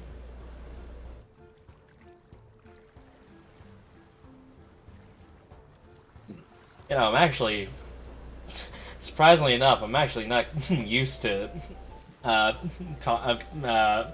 physical contact like this. At least outside of sex, at least. Oh, I'm sorry. Did I make you uncomfortable? No, it's actually comforting. Like I said, I'm not used to it, and now I know why people like hugs. They can be they're nice and reassuring when things are when things are hard. And I'm at least happy I get to. I'm at least happy I get to help you feel something that comforts people. Well, she grins. She grins at that as she begins to walk out, and before she eventually leaves, she says, like, "Well, you comforted me, and well, I provided you with comfort. You can comfort me in another way in about, I say, 2 hours from now. Will I be seeing you at the Crow's Nest?" He kind of just flushes a little red, but not in the really embarrassed way, but in the like, you know how when some people like get that hint, they kind of blush, but are like kind of trying to hide a smile. Mm-hmm. Yeah, that's kind of his reaction. It's like, oh, sure, 2 hours. It's yeah. Don't keep me waiting, as she closes the door. He just kind of breathes a little heavy after. Like, Whew.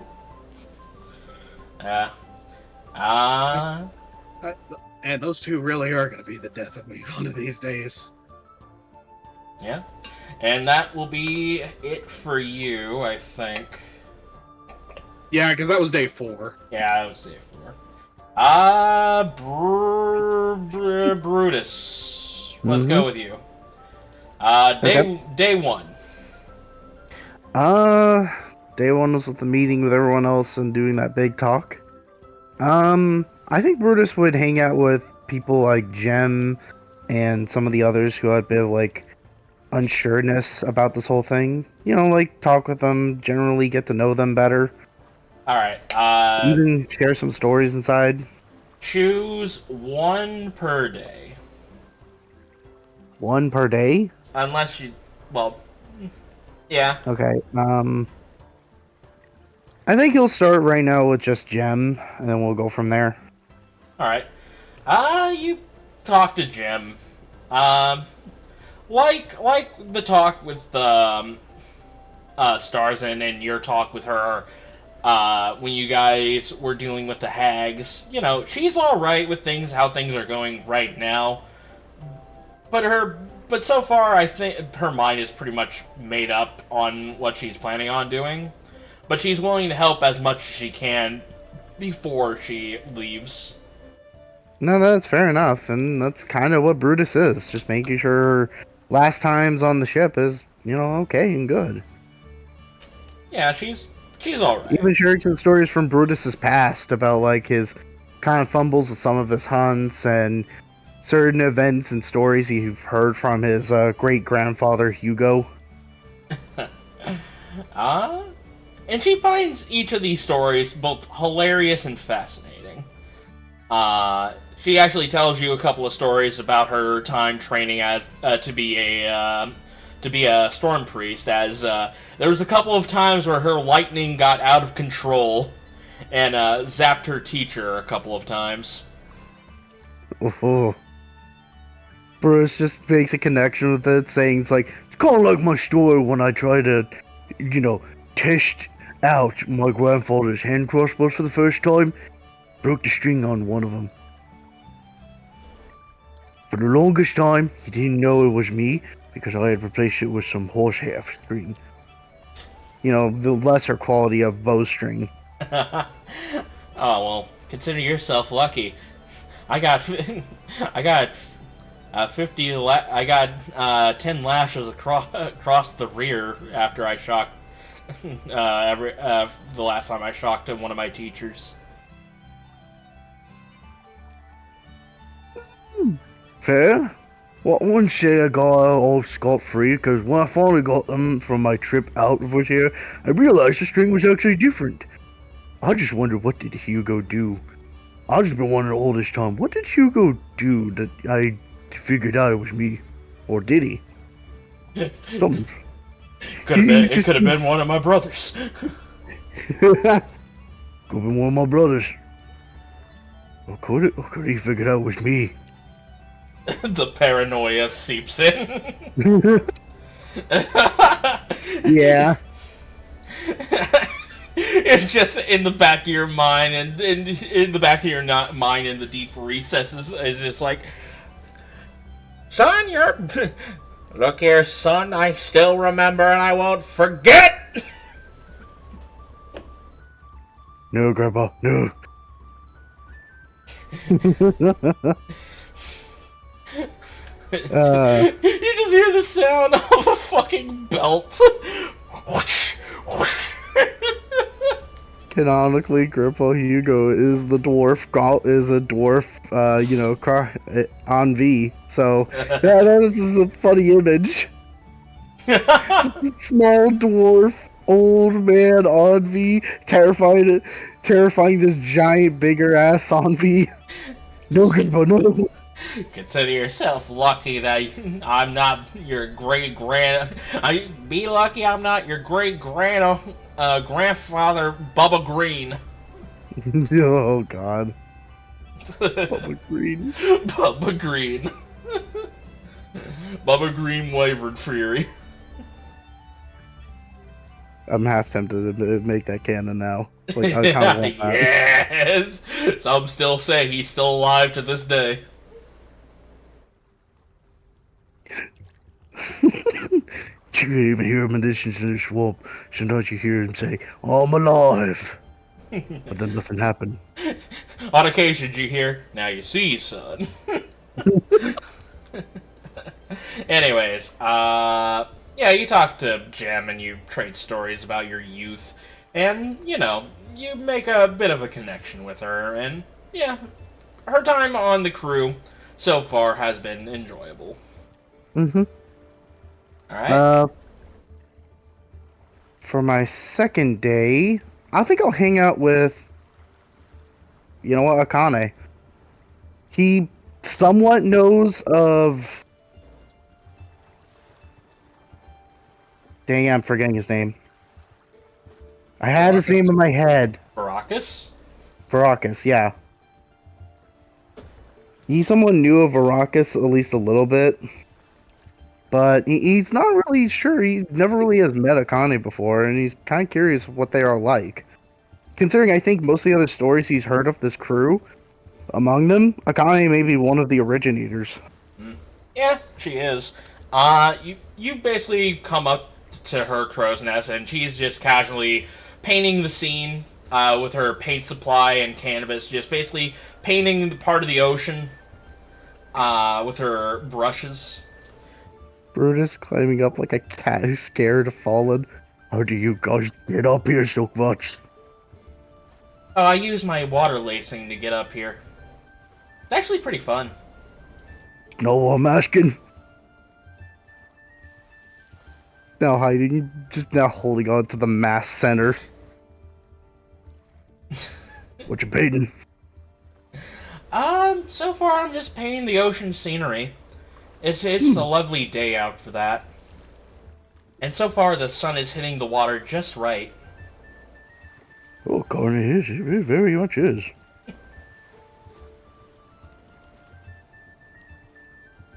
I mean, you were one of the few people who originated from this whole thing, right? Yep, we all met on the same ship. And then we were stuck on Silvervein for quite a while. That way you met the Kalis, right? Yeah, we met Kalis. What's your opinion on the kid? Well, I think he's a bit misguided. Last time we talked was when he stole the book from us, and we tried to give chase in Mount Silver, but he quickly disappeared with his raven.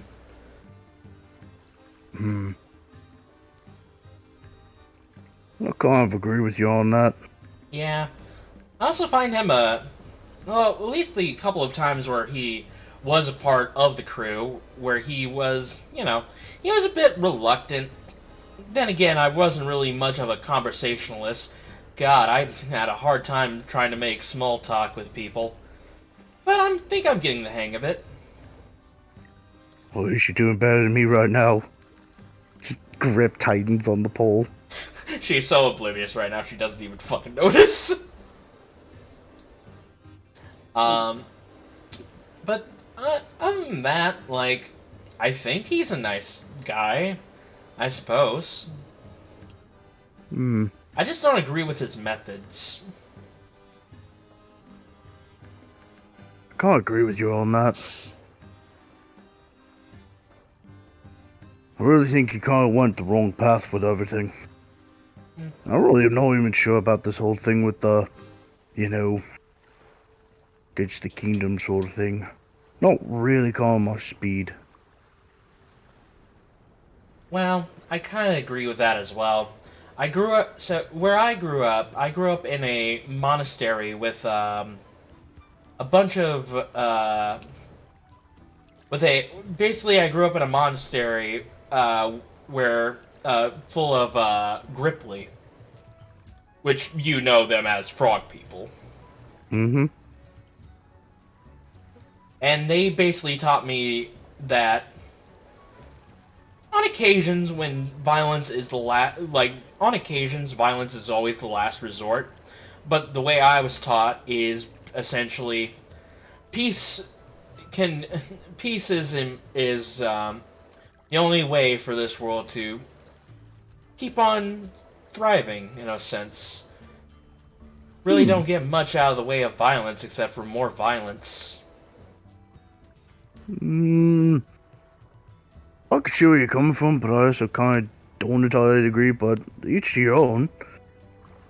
I can't see violence as sort of a necessity of survival at times. Such as when you need a hunt to eat, or sell pelts, or things like that. Sometimes you gotta get violent to survive. But when you don't need to, that's better. Yeah, I guess I can understand that. But Honestly, I it think was... this kind of... Well, thing is, when it was actually tasked upon me to go out in the world and try to spread as much peace as I can during this time of crisis and war. And you think this opportunity with the bounty, whatever, shit, maybe Well, a good opportunity for that? Well, I at least think so. It's better than the alternative. Fair. Be honest, if I ever get my hands on a bounty, I just want to save that kid. Can't want to set him straight. There's always time for redemption. Maybe it will come around eventually. Well, I hope so. Then Wing kicks up. She uses her water lacing to go ahead and stick your feet to one place so that way you don't fall.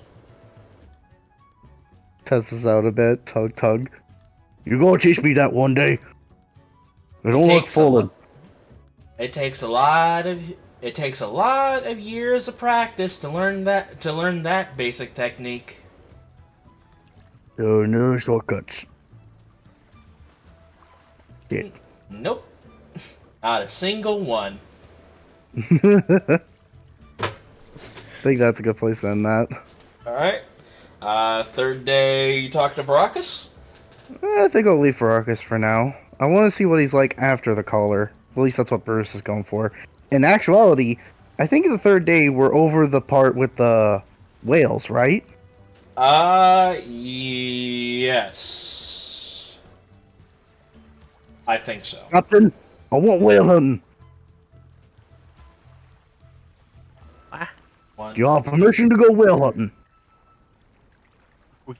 We're going whale hunting. Yeah, whale hunting. Whale hunting. It's either whale fishing or whale hunting.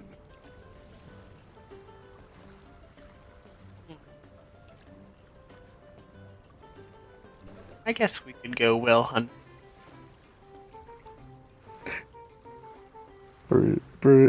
Out of character, Bruce just casts a spell of the air crossbows on him, and he just dives in the water right after you get permission. God. Hang on, let me get the fucking whale stats. Give me the... Love that, just like, give me the whale stats. Let me get the whale. When there's a wheel, there's a... When there's a whale, there's a will. God. When there's a will, there's a whale. There's a will, there's a whale. And a big white one, that. Willie the whale. Alright. Alright, I got the stats. So you go ahead and you dive into the water. Go ahead and make me a survival check. Will do. See if you can find this whale. Damn, that's not good. 10. Well, I mean, are we in your favorite terrain? Does that give you a bonus or something like that? It gives me advantage, which will be 13. 13's not Wouldn't bad. be a whole lot better. I mean, it's a huge creature. Can't be that hard to find. Yeah, You'd be surprised. All right, I'll roll for it. Well, that's a 7. You go ahead and you start swimming into the water, both keeping up with the ship and trying to scout around a little bit. And eventually you find the whale as it reaches out of the water, and everybody on the side of the ship that's looking out see this thing jump up into the air and crash down into the water. It is a killer whale. Oh no. Oh no. As it sees you... Buffy. The hunter became the hunted. Alright, Brutus, you're up first. For. Got what you wished for. I got what I wished for. Second level spell. Gale weapons. Aim crossbows. Fire! I'm surprised you didn't do that first. Or I'm surprised you didn't do that before you jumped into the water. To be fair, it's only it lasts about a minute. Yeah, fair I enough. wasn't sure how long the hunt would go. Fair enough. Go ahead and roll to attack then. Alright. Fire! Fire!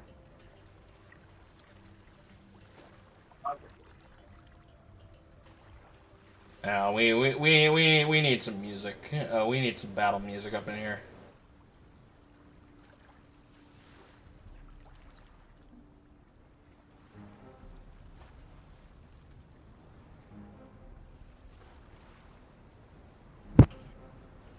Alright. Okay, so... Why did you attack 3 times? Bonus action. Which one of these action was the Gale weapon? Oh, right. I'm dumb. My bad. Never mind about the last one. Alright, so, what did you roll? 22 and a 19. Both of those will hit.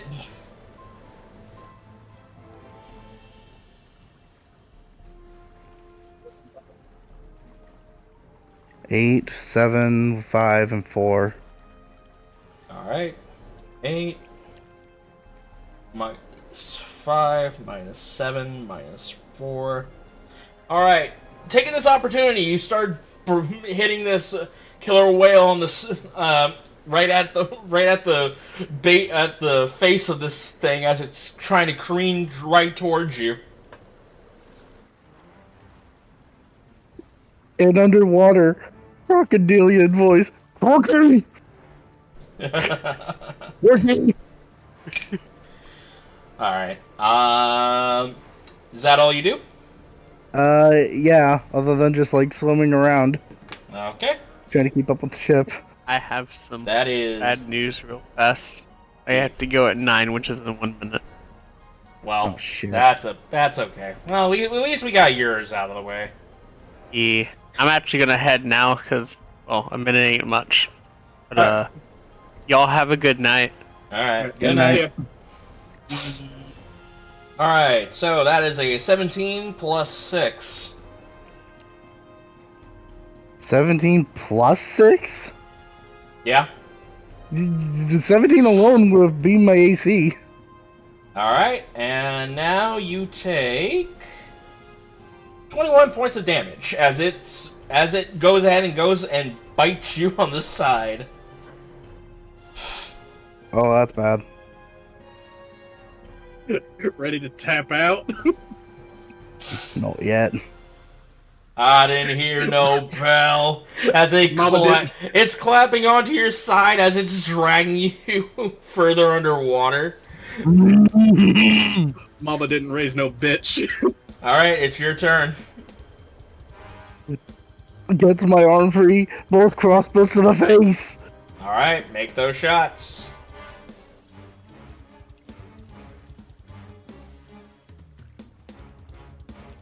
With attack, extra attack, and bonus action attack. 22, 18, and 23. Alright, all three of those hit. First two attacks with the Masterwork Hugo crossbows. That'd be 13 and a 1, and 11 and a 4. And the last one's the Blackhorn, which is a 13.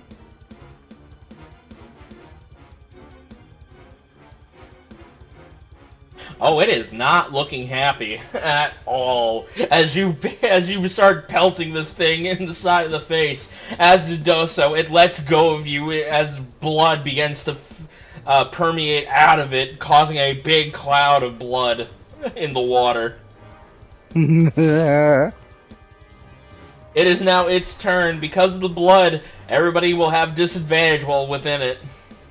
Oh shit. It will go ahead and make a attack roll against you. Disadvantage as it tries to go in for a bite.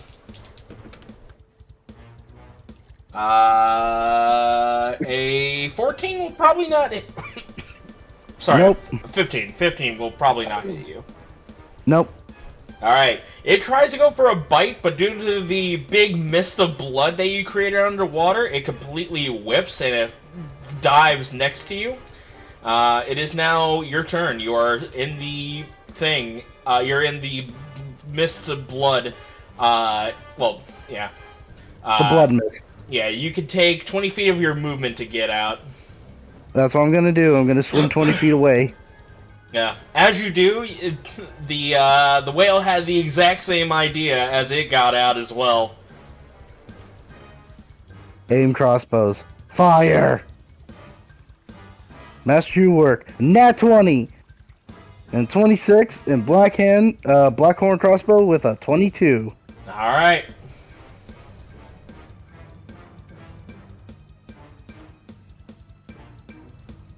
A 14, 11. Let's just 8. simplify this. How would you like to kill it?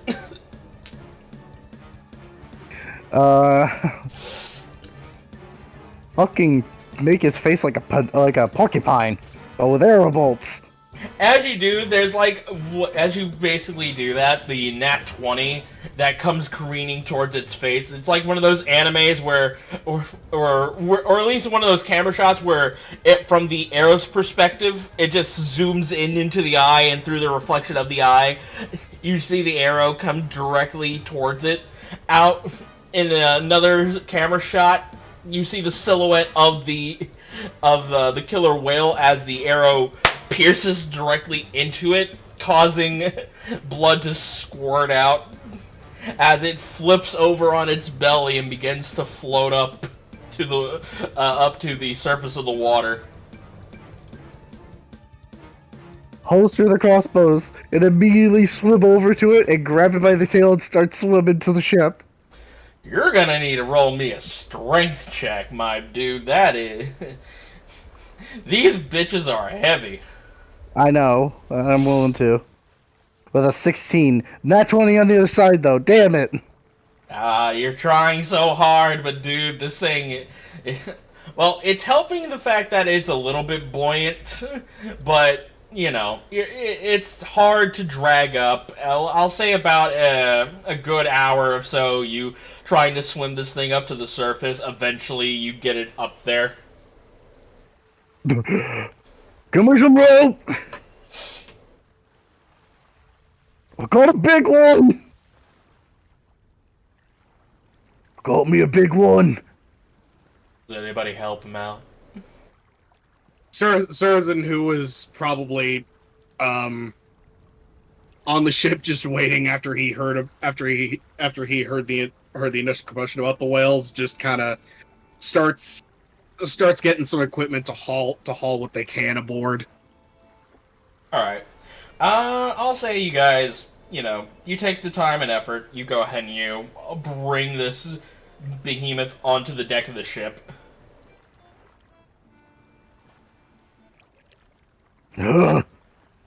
Just crawls up from a ladder on the side of the ship. What's it? Still have the teeth marks on him from the bite. Alright. Well, let's go ahead and get harvesting out of the way. Go ahead and roll me. Well, let's see here real fast. I think because there's a large creature you can make, or a huge creature, you can make 3 survival checks. Alright. Here we go. 27, 18, and a 14.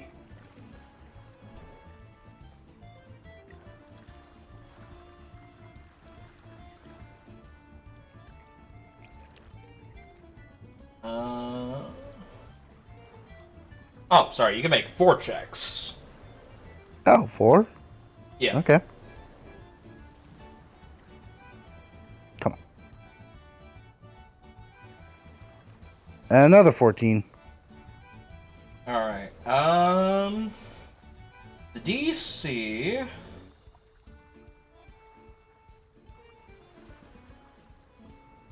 The DC is the harvest. Each part is 12 plus half of the creature's CR. A whale, a killer whale CR is... Let's see. 3, so half that rounded down, that's 1, so 13. So you have to beat a 13 to get parts from it. Then yeah, I think I succeed all rolls. Thank goodness. Yep. So with that being said, let's see here.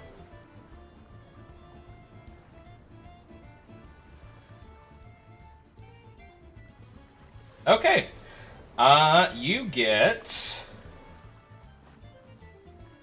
On the first roll, you get 3 units of whale skin.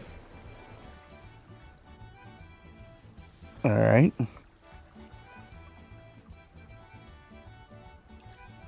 And on your second roll,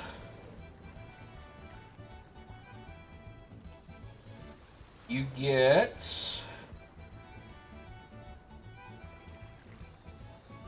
3 units of its blubber. 3 units of blubber.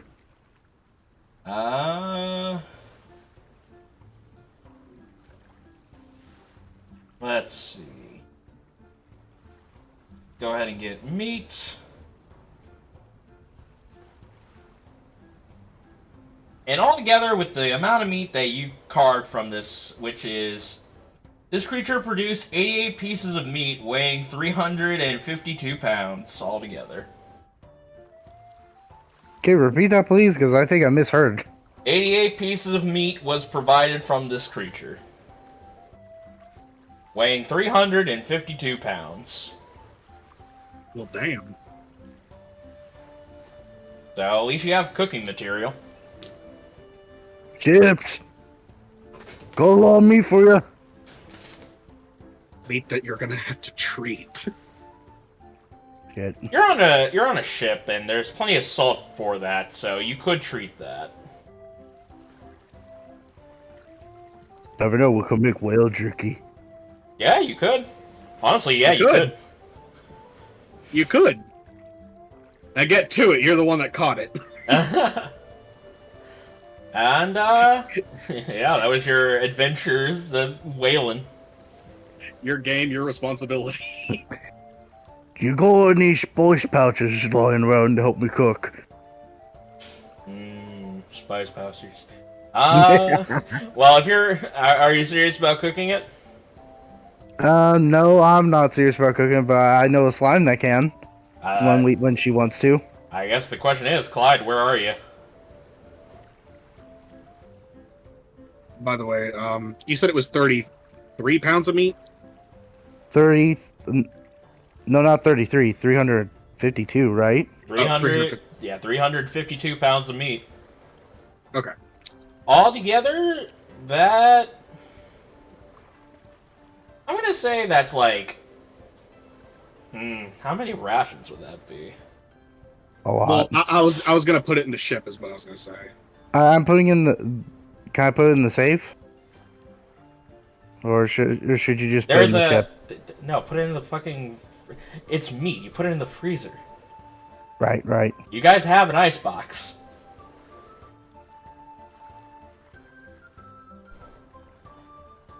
I mean, we don't have a container that's marked icebox. Well, I mean, it was pretty much a given. It just goes in the kitchen area. Yeah, but I wanted to put it in the ship sheet. Okay, put it in the ship sheet that you have that much meat. Okay, it was 3,300... Weight of it again? 352. 352. And... 88 pieces. So, whale... meat.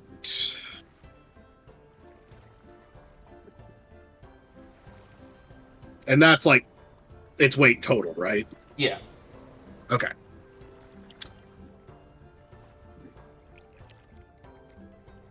And it's whale meat, 8 pieces. 8.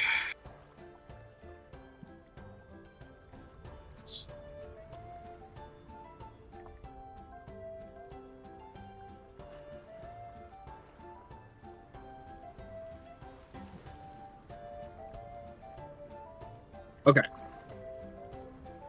I got it in the ship sheet.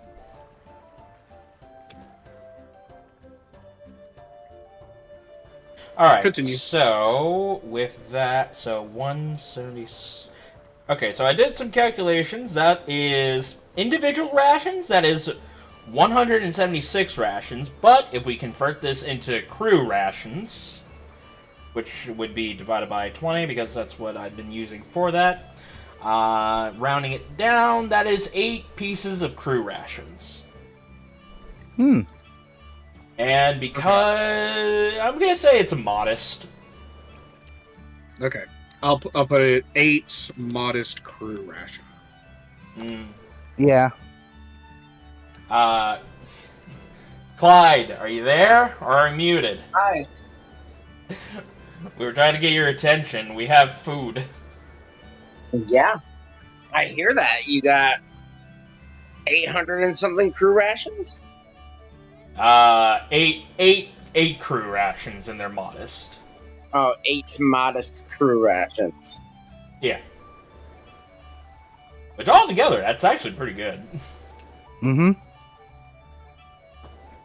I mean, it better Well, be for is it going into 300 my pounds of- inventory? No, it's going in the ship's inventory. They were Oh, basically okay. asking you to cook some up for tonight's dinner.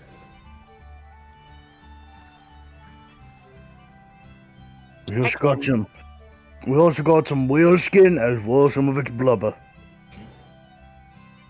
Do you want me to put the whale skin and blubber in the ship's inventory, or do you want to keep it in his? I guess that's up to him on that. I'm really not sure what I could do with whale skin. I think I could find a way. But the blubber could be used for anybody. You can have the blubber. Because I think it could be used for alchemical stuff, right? Each piece of blubber is weighing at 15 pounds. Ooh. 15 pounds each. How much of it is there? 3. 3? Mm-hmm. Harvesting whale blubber requires cutting out long strips of fat from the creature's belly. Failure occurs when the strips are cut too thin, or the fat is spoiled by hitting a major artery, yada yada. Whale blubber is a primary use for making oil, soap, and soap by boiling the fat for several hours. You know, if you don't want to use it, we could sell it. I think a lot of people will probably pay a lot of money for this. Let's make a premium soap. I'm gonna say the skin In the also. brothel. I'm gonna say the skin weighs 10 pounds. 10 pounds each. Yeah. Alright, I'll put that in the ship's inventory as well. Yeah. Okay. Just to keep it simple. How many portions of skin was there? 3. 3 as well? Okay. Mm-hmm. So 3 whale skin, 3 whale blubber, 8 pieces of whale meat totaling up to 352 pounds, which equals 8 modest crew rations. Did I get everything? Yep. That's about it. Alright. Then the ship's inventory is now up and accounted for. Awesome. Okay. I'll go ahead and put additional modest food counters on it, though. 1, 2, 3, 4, 5, 6, 7, 8. Okay. Just to keep track. Mm-hmm. Alright, so that was day 3. What are you going to be doing on day 4? On day 4, actually, is Sips. Where's Sips on day 4? Likely in the kitchen. On day 4, I am probably tending to my plants. Or the workshop. I'll go Usually hang out with resources. Sips because I remember that Sips want to introduce me to their alchemical station. Oh yeah, that reminds me. Actually, we'll get to that when it's your turn, Sips. Yeah. Okay. So you find Sips tending to her plants. So this is the famous ship Gordon I was hearing about. No, You've been here before. It's in I'm the joking. it's in the workshop. I'm joking. It's meant to be an icebreaker. Jeez. I thought we were doing it on my day 4. We can do it on your day 4 if you want.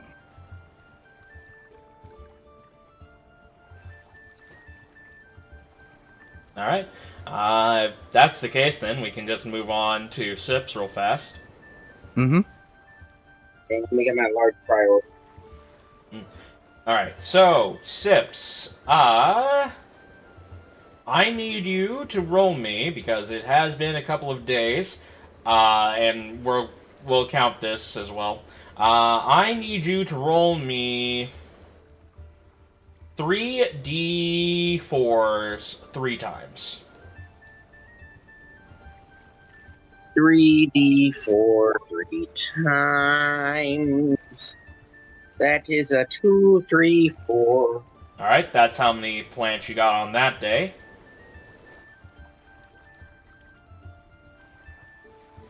I take it that you replant the same things. Yep. All right. All right. Second roll. Which plant was that? Well, look in the workshop.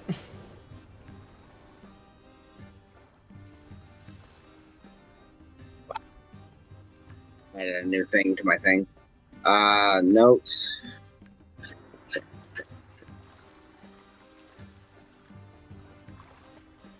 Alright, Tinker's Workshop, nothing. Planting Station, we got Healer's Boon. Okay. So, yep, you have in total 9 healer's boon from that day. Alright, so 9 Healer's Boon, and then I replant. So that means 8 that I get to put into my inventory, right? No, because it's always a D4 plus 1. So 9. Yes, you get 9. Okay. So 9, and then I replant 3 of them. Yes. Okay. So that means that leaves me a 6 healer's boon. No. It's Whatever. It's normally it's a D4 plus 1. So in total there'll be 9, 10, 11, 12, 12. But you're replanting them, so that's 9. You get 9 healer's boon out of this. Okay. There's a reason why I'm having you roll 3d4s and not 3d4 plus 1 for each one. Yep, 3d4 plus. Alright, so... Alright, go ahead and add 8 more healer's boon. So 9, 8. Ah, there they are. 14 and 22. Oh, baby. We're up and running, boys!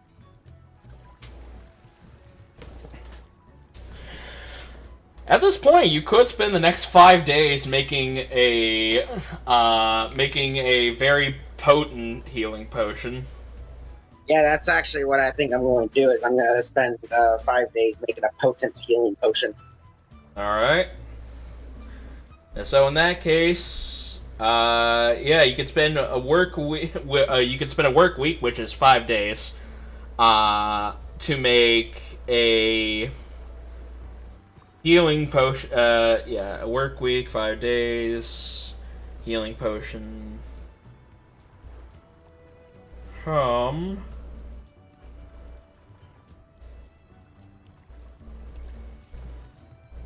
To make one 4d4 plus...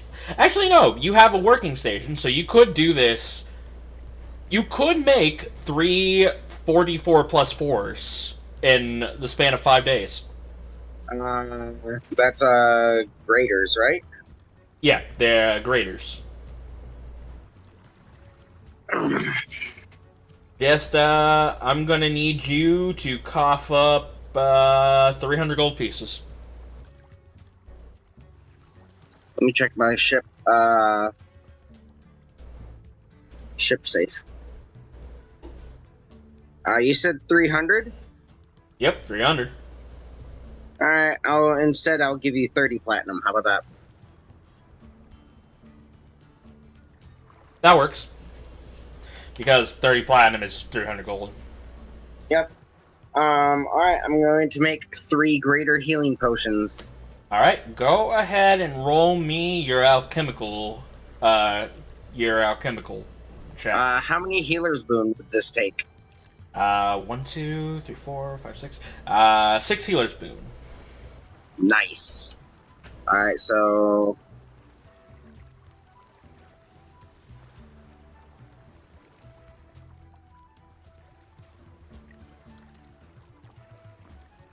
$16. Alright. And then alchemical supplies? Yeah, alchemical supplies. Roll me Roll me 3 checks. Wait, do I get advantage on these rolls? No, I think you get a +2. I think that's what we had. Ship benefits +2. Yeah.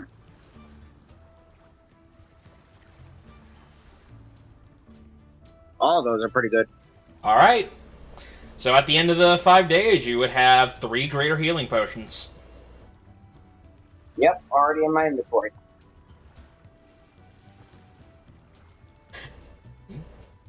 Out of curiosity, what's your intelligence modifier?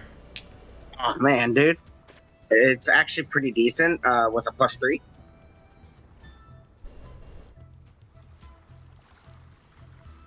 Go ahead and make them 44 plus 6. Okay. We'll call this the SIP Special.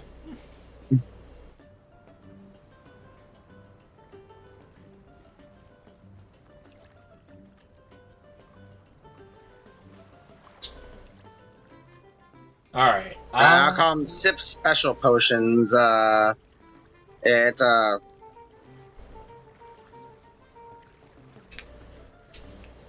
It's 44 plus 6. Yeah. 44 plus 6. So, is that all you're going to be doing? Is focusing on those potions? Yep, that is all I'm going to be doing. I gotta make sure my babies are perfected. All right. In that case, then on the fourth day, on the fourth day, Brutus will come in and have that scene with you. Alright, so Brutus comes in. He says, well, this is the great workshop, right? So this is the gardens. So this is your garden. Yeah. We've actually been growing plenty of healer's boon. So, I have all of, well, as she points over to the pile of healer's boon she has stored in the workshop. I have all of this to go through now. You see, 16 healer's boon. That's a lot of healing. Well, you can never have enough. Well, yeah, and I kind of, wanted to make sure that we always had the ability to pick up our allies. I really don't want anyone dying around me.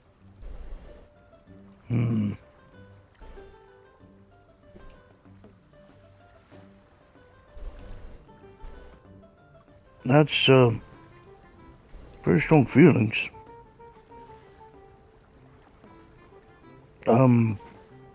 Might be sound a bit awkward and stuff, but, does that mean you still care about, your Zoe, especially after what happened? You know, the whole thing with the hags.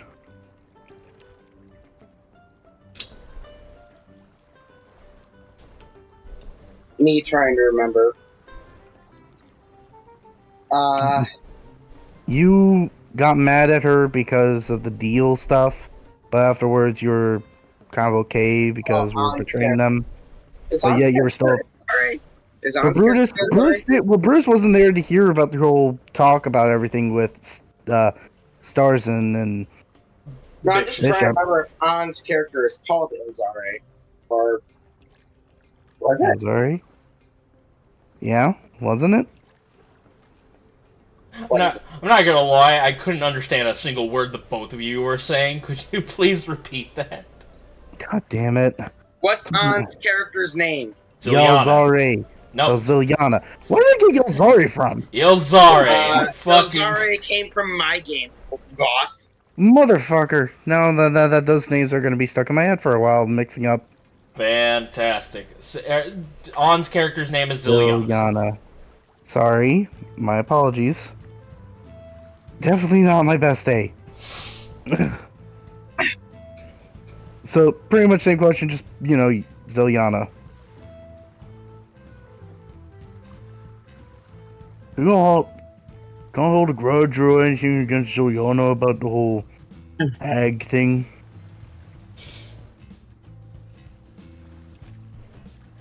Zips would stop for a little bit and kind of like step away from her work and just kind of pace around a little bit as she starts to say, I don't know quite so much. She did keep her word. We did take out the hags and take care of the situation, but I do think it probably would have been better for us if we would have just taken care of the situation. You mean right off the bat instead of doing the whole talk first, then working things out?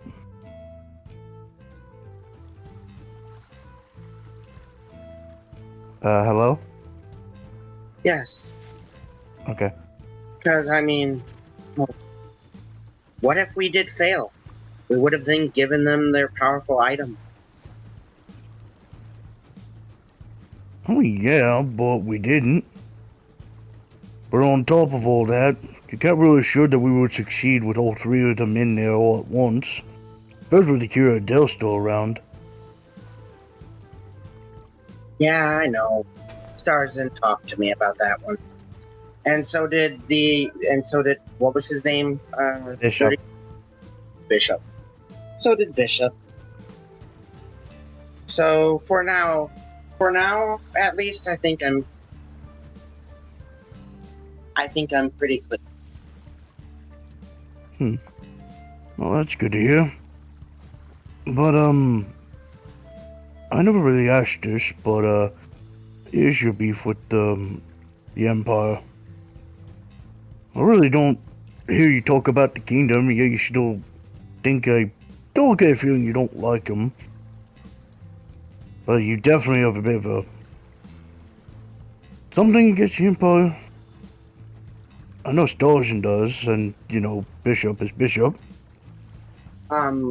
Sips actually kind of looks you straight in the eye and says, I really don't like any government, at least not now. They're both really bad, but as far as I've seen, the Empire has currently done some pretty nasty stuff, and so has the kingdom. So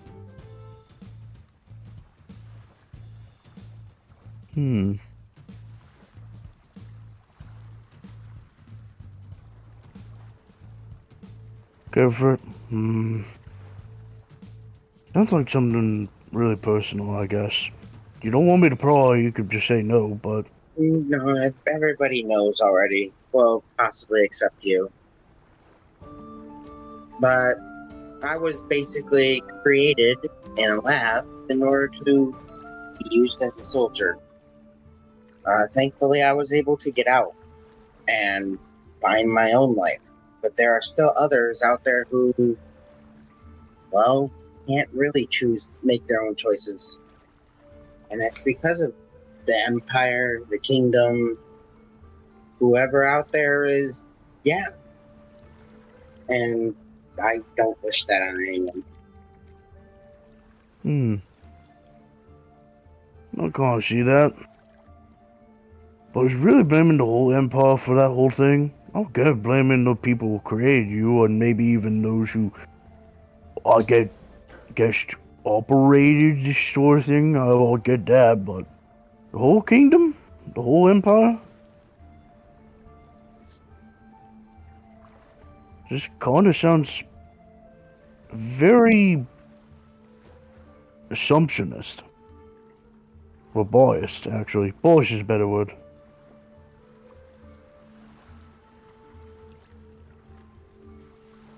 I mean, if I were to take your example for it, wouldn't that also make Gem and her people kind of bad and evil? Well, no, Gem is our friend. Yeah, and what about her people? They protect other people from storms and terrible tragedies on the oceans. And yet they're kind of a part of the Empire. They're not evil.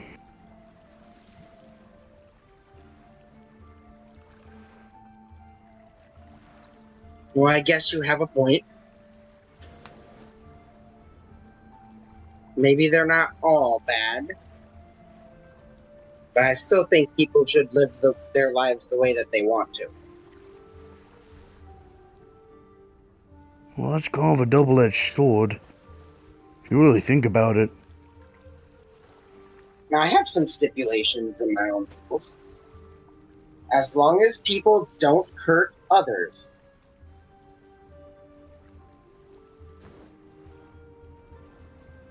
No, but that's your own rules. That's not exactly rules that everyone could follow by. No, I don't see why that can't be followed. As long as you don't hurt other people, you can live your life however you want.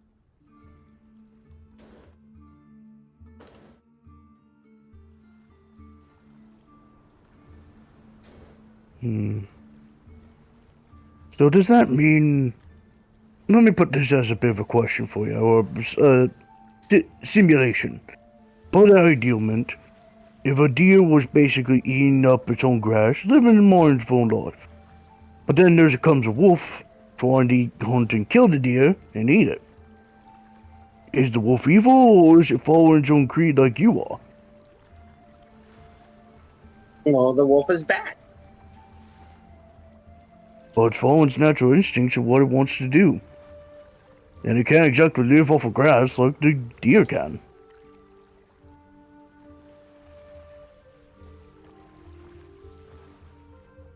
Should we just starve and die then? Well, I didn't say that my rules were for animals. And people aren't exactly the same thing. People are intelligent and they can make choices. And that's your problem. People are intelligent and they make their own choices. If that was so easy, I think the Empire of the Kingdom would have allowed that sort of system way back when. Back when it was probably mostly good. But people have their own choices and free wills and stuff. Just like you want.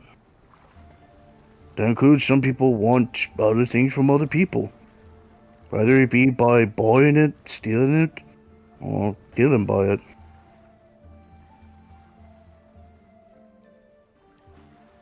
Well, it ain't exactly that black and white, Sips. Got more gray.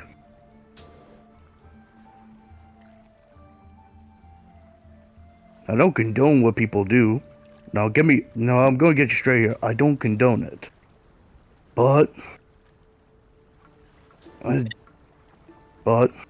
don't think you can just change everybody's opinions to be something that easy and simple.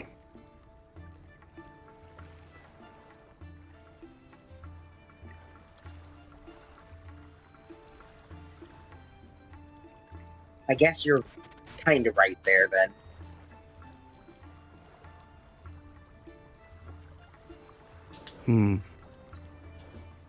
But then, if what you say is true, then how can we tell whether something is good or evil? Well, you can't. Not all the time. Then I would like to find a way to. Well, when you do, let me know. Because after that, then I think you could start telling people what to do. Or at least guide them. I think guiding is what you want more than telling. I would And I agree. think- I would rather guide people into a better way of living. Sorry, can you get a little closer to the mic? Me? No, Sips. Sorry, I simply sat up. Yeah, I think you're right. I would rather guide people into a better way of living, rather than tell them they have to live it. Does that mean can you guide both the kingdom and empire to be better? No, I don't know. Maybe we'll have to see one day. I hope so too. I'm not exactly sure what I'm going to do on this crew.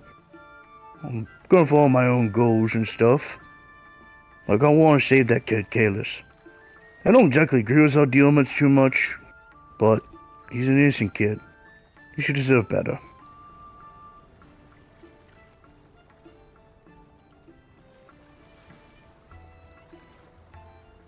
He kind of gets up. He kind of like gets up from leaning against the wall and stretches. Well, I better get back on the. Sips actually would sit on kind of like the counter over here somewhere. Well, not over there. Over here somewhere, actually. As she then says, "You're right, and I want to see Kalis okay too. I kind of made a promise to his family that I would make sure to bring him back, and I don't want to be a liar." She says, kind of smiling. It's kind of like that weird mischievous smile. No, that's fair. Thank you.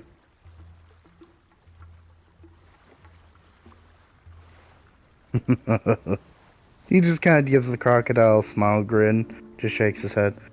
Chips, if anything, you being a liar is definitely the farthest thing I would expect.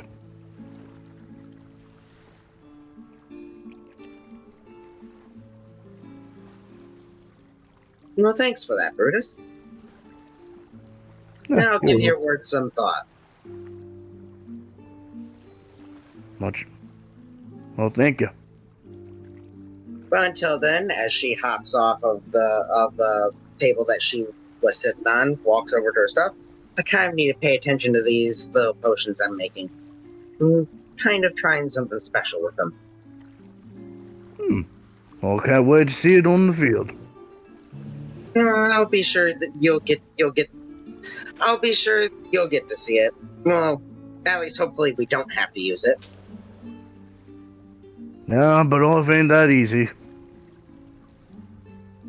I just remember, it's kind of like that whole shit with the Golem all over again. What with some of us almost dying? Let's hope it don't get that bad.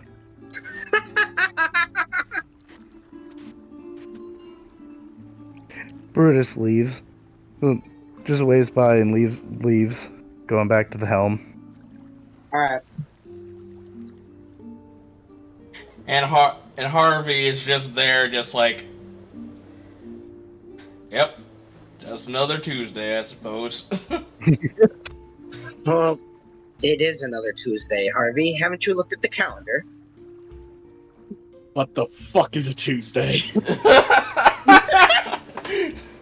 We have our own that has Monday, Tuesday, Wednesday, but scribbled over it has the actual days. It doesn't even have names, it just has numbers. Oh, Actually, wait. If they're just numbers, then wait. I actually have a day marked out as Tuesday because it's a running joke between me and Harvey now. And it actually is Tuesday. I thought it was 3 days. And here's the thing. Tuesday is always the day that lands within the week that for the month on the second day of the month.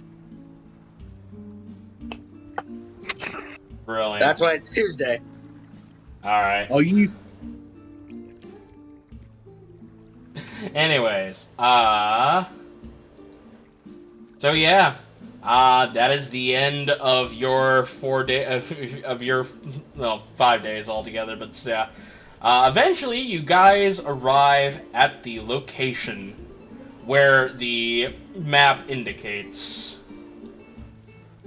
Mm-hmm. Further on the map, it does say that you need to dive down into the water, and there will be a cave entrance that would, and in the entrance will lead you to where the Citadel is located.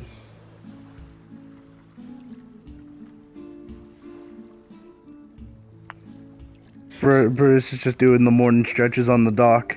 Not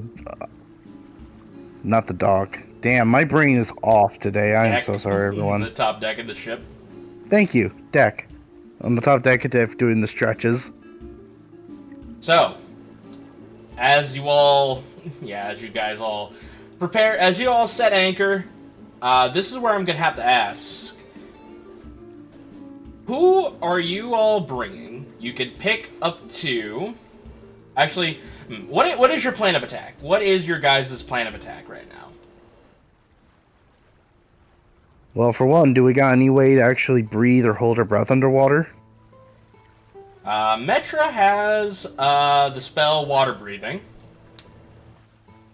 I know Starzin has the Cloak of the Manta Ray due to his infusions. Mm-hmm. Oh yeah, I forgot. That was one of my infusion swaps. I traded the bag of holding for Manta Ray. Who would trade a bag of holding infusion for a cloak? Well, he already has a bag of holding. Me, because I already have a bag of holding without needing the infusion. Man, I guess. Look, it was good for an insurance policy, but I kind of already have one and it doesn't require an infusion slot. Truly, the most genius of man. Oh, there she is. So I'm covered, at least in that aspect, anyway. I'm natural cover because I'm an Envie. What you're covered is a bunch of bullshit. All right, guys, focus. Hey, No diggity. Yeah. Can I hand some healer's boon to Harvey? You sure can. I'm going to hand him. Let's see. I'm going to hand him 6 of them. Okay.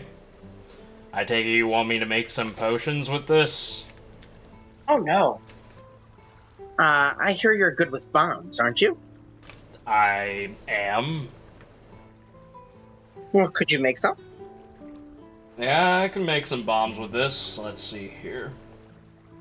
I guess it depends on how much explosive power you want in these, using these healer's boons. Well, seeing as we're getting plenty of them, I think we can afford up to, if you need, 12. Yeah, but I can make them more powerful if I combine them together. I think I'll leave that to your discretion. But these ones we can actually do a little bit powerful. Alright, so I could make 2 powerful bombs that do radiant damage with 3 of them each. It would take me a work week to... It would take me an entire 5 days to make it, but it's doable. I think that's actually perfect. My potions should be done in 5 days as well. No, they're done now. Oh, yeah. Ooh. Should have handed them to Harvey earlier. Whatever. 5 days is perfect. Let's see here. With that kind of firepower, I can probably make them... Yeah, I can make them do... I can make them do 5d6 points of damage. AKA hurt like hell. Hurt like hell. Like hell, and they do radiant damage if I'm reading this right. I hate to say this. 6 points of damage. I hate to say this, but if you get more of those, couldn't you make yourself your own holy hand grenade? These are with the fact. Okay. These are holy hand grenades. If he had an entire 10 days work, they could do 76 radiant damage. Never mind. So yeah, he could make holy hand grenades. Okay, for people we're picking, we need to pick people that can go, underwater, submerge, and, be safe in that. Well, the question is are you gonna just bring 2 people with you and leave everybody on deck, or... How about... I'm either thinking 1 or 2. Like, 1's for a small group, but we don't know what's down there and what could be threatening, so 2 might be the safest. I mean, I'm thinking 2. I'm thinking 2 just because that's the typical shtick we've been doing with this kind of thing. Alright, so, Unless we really need more. Oh. Nah, I think 2's fine. Well, because because I feel like I have to spell this out for everybody right now. I'm allowing you to bring up to 4 people. For underwater expeditions? Well, considering that the fact that you're going into an underwater citadel that's connected to the Underdark, having extra people to come with just in case if things happen during your time exploring. Okay, so yeah, you're right. Okay, sorry, GM is telling us. I mixed up my notes. You could bring up to 6 people with you. Really? Where 6. Yeah. I mean, if we do that, we could totally do that, and like at least half the crew will still be on deck. The real question is who would be really good or really worse in underwater stuff. Well, because the Citadel connects to the Underdark, I think Iris would be a shoe point for just because she's familiar with the territory. Mm-hmm. So that's 1 for me.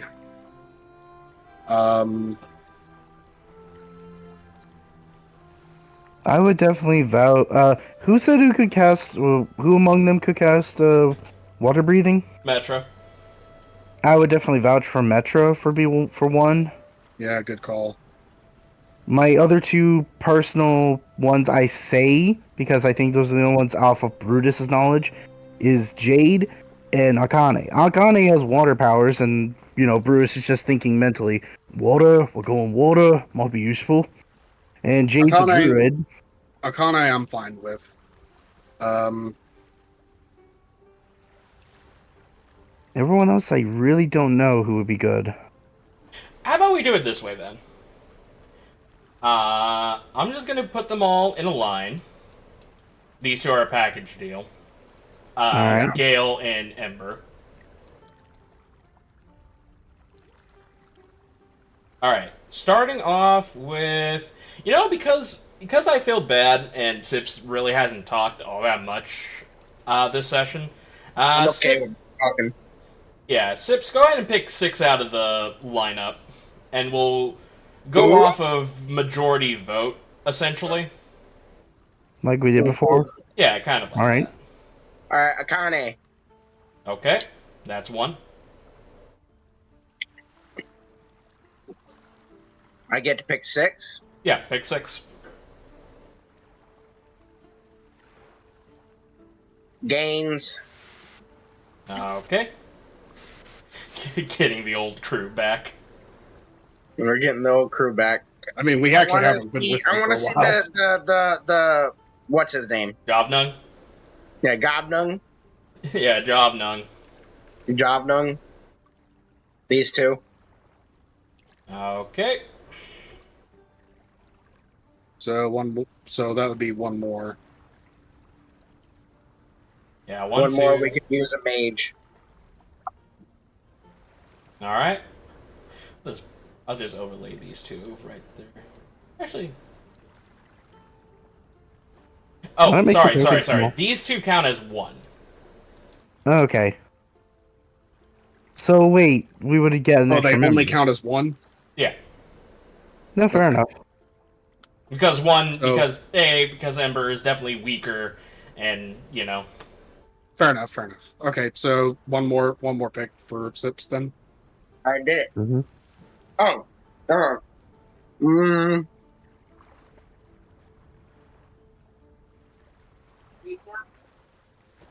Jade.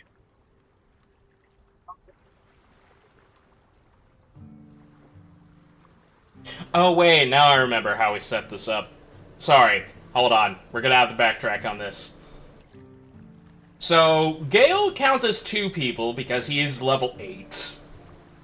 And Ember counts as 1. So, altogether, this would be 3. Oh. So we'd probably have to drop. I would say in that case, out of that list, Jovnung would probably be the one to be Well, dropped. it's up to Sips on this one. That's really just. Yeah. I think out of the list, I'm thinking we're dropping Jobnung. Okay. So that's his vote. Alright, yeah, that's Sips' vote. Brutus, what about you? Metra, Jade, and Akane are definitely ones I pick. Metra, Akane, Jade. Come on, pull up your thing so I can read your name better. Well, which one is it? Just Doc Reyes. Doc Reyes, okay. Because he's a paladin, he can also help tank and stuff. Warden, not a paladin. Sorry, Warden. Warden. He can still has tank for tanky, us. though. He's tanky, just not a paladin tanky. Well, I think Wardens are supposed to be more tanky, right? Yeah. Uh, You also Yeah, they actually you also are. bottomed the lightning javelin. Mm-hmm. Well, Sips bottomed the lightning javelin. Uh-huh. Okay. Iris. Since Underdark stuff's happening. 3, 4, 5, and last one.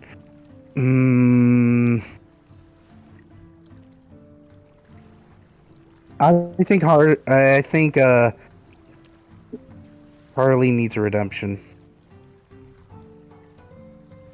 Alright, so... Iris, Metra, Jade, Akane, Harley, and Chakreus. 1, 2, 3, 4, 5, 6. Okay. Starzin. Okay. Iris because knowledge of the Underdark. Mm-hmm. Metra for mage knowledge, for mage capabilities. Mm-hmm. Akane and Gaines.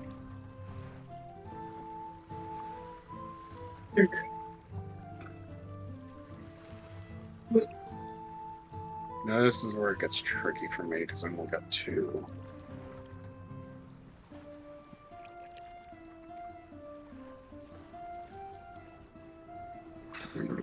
Vote for Javnung.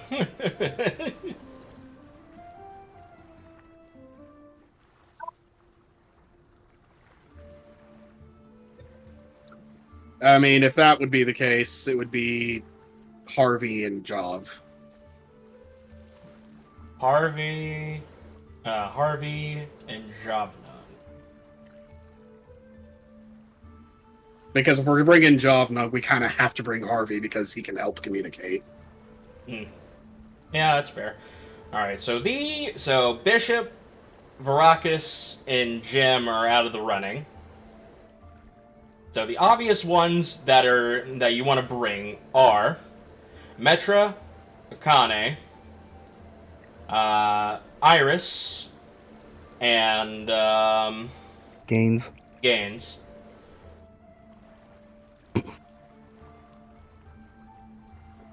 Now we just have 2 left.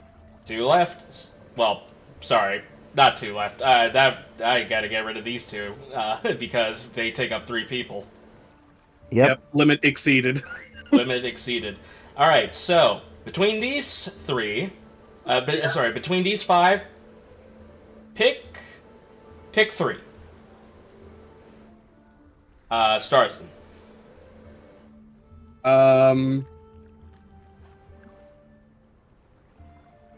Between these 3, Jade, Harvey, and Jav. Okie dokie. Sips. Chakreus, Jade, and Harvey. No, I think he said Harvey. Yeah, no. I meant that one. Oh, Yeah, okay. He actually did. Yeah, say Harvey is the Okay, dwarf. okay. Harley is the bard.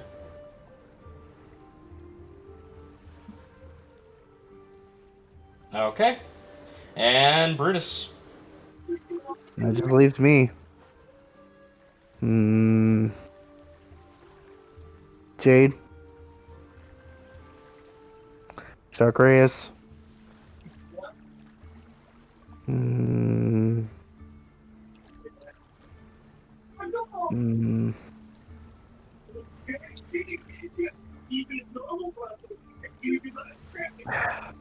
Damn it. Well, this is really hard because if we have to...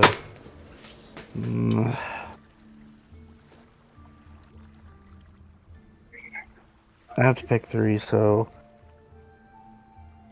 Why are you so adamant about Jade? That's my question. Jade's a druid. Jade's a druid. Druid powers can come in various versatile use of abilities, along with the ability to shapeshift, which allows her to turn to a fish or aquatic creature that could help us in moments. And on top of that, she can use some benefits and stuff in the Underdark, like certain creatures with night vision and stuff like that. Healer. And also healer. Healer. Fair enough. Alright, well, you only have 2, which is Harvey and Javnung. I know you want Harley, but at this point, I think he's out of the running. Yeah. Problem is, if I go with Javnung, we won't have room for either one of those 2. Well, here's the thing. That's the other thing that I wanted to bring up. Javnung can speak either... basically, it's come down due to your guys' voyage and Harvey's been doing shit on the side.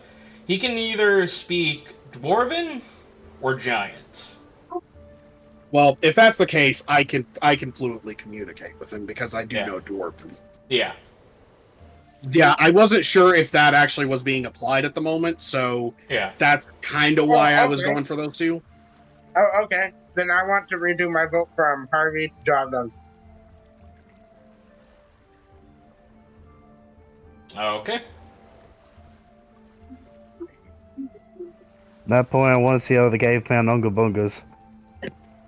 We want to see the caveman Unga.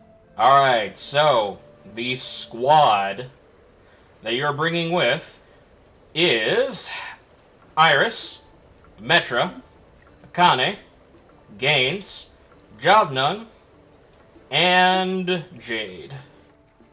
The rest of the crew will remain behind to guard the ship and set everything up for just in case if things go awry. And our triumphant return. Yeah, that too. Alright. As you all get up in line, Metra will go ahead and cast water breathing on everybody. As you all dive into the water. Water breathing, second form. Yeah. It takes a bit to get to the bottom as you guys continue to swim down further and further into the water. Some people are a lot faster, especially with Starzin and his aquatic stuff from his armor and his armor and his Cloak of the Manta Ray, which I think the Cloak of the Manta Ray overshines your aquatic movement. Yeah, the aquatic armor, the armor benefit really just makes it to where I have movement equal to my walking speed, which, yeah. And the Manta Ray gives me like 60 swimming speed. Yeah, it encompasses your walking speed, so it would make you have 60. Might have both of them then. It's what the magic item says. It says that your walking speed becomes your swimming speed becomes 60. Yeah. Okay. It doesn't And the add. item, yeah, it doesn't add. Yeah, but after a good hour, or a good couple of hours swimming further, deeper and deeper and deeper, you do manage to find the cave that was marked on the map.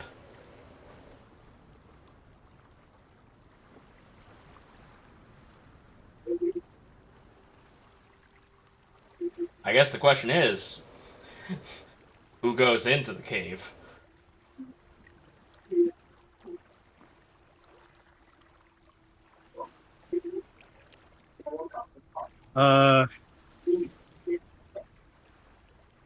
I'll go in if no one's volunteering. I mean, I'm thinking about doing it, you know. I'll go into the cave. I was about to say, everyone's taking a long pause. I don't mind going first. Sips will go first. I mean, there's a reason I'm hesitant.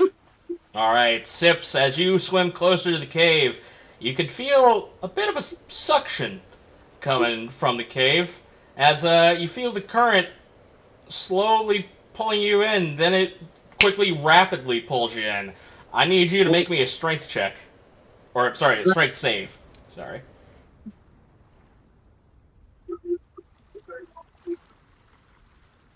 We're going on a trip and our favorite piece of shit. What was that roll? 2, which equals 9. 9. Now keep in mind, he has the fucking belt of hill giant strength. You mean Gauntlet of Overpower. Oh yeah, the gauntlets of overpower. Sorry, yeah. You have that. I mean, basically, he has something that boosts his strength, and it's completely... And he's still fucked it up. Yeah.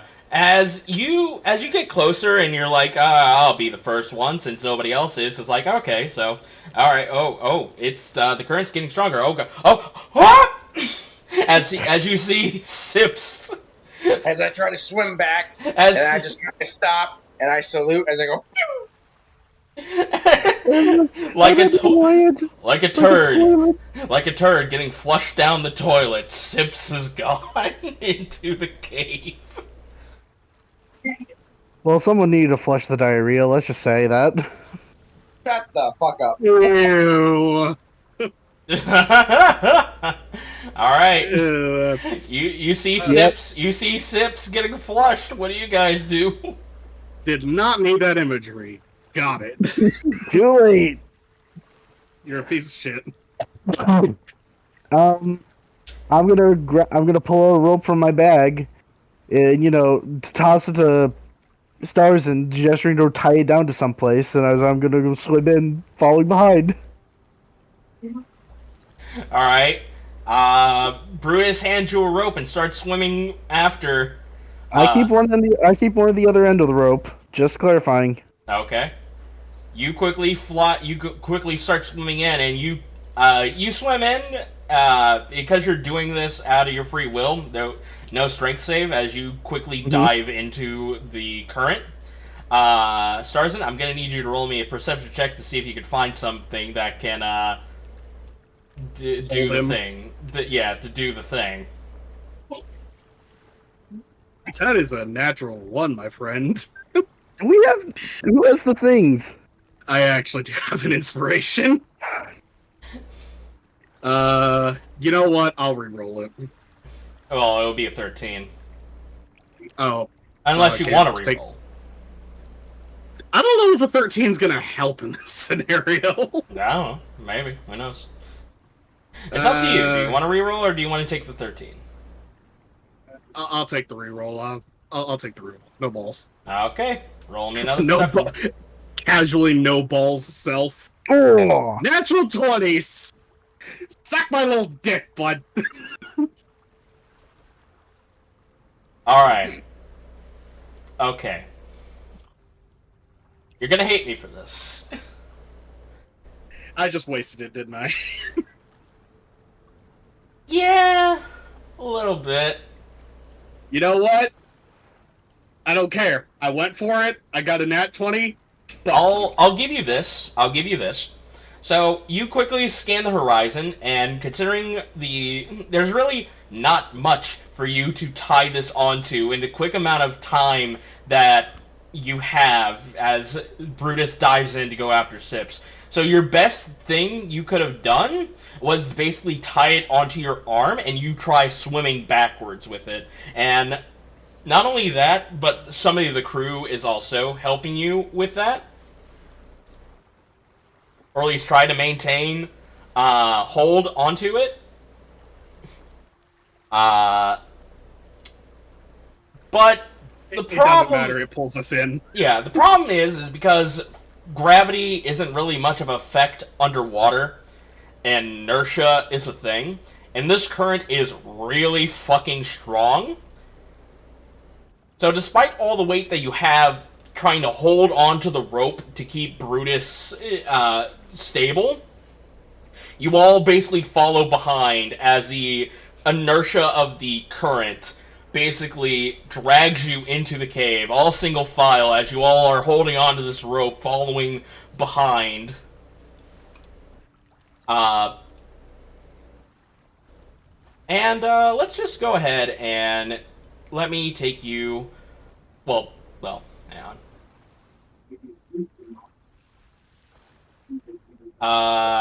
Hang on, let me set something up real fast. Well,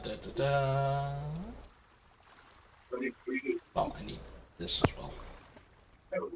Copy. Alright. So, the first one to come out of the pool, come out of the fun slip and slide, as Sips, you go down this current, you're basically getting bashed up in the side of the wall, left and right. You try to hang on to the side of the walls, but due to the how strong the current is, you aren't able to get a good enough hold to make it to where you can resist the current.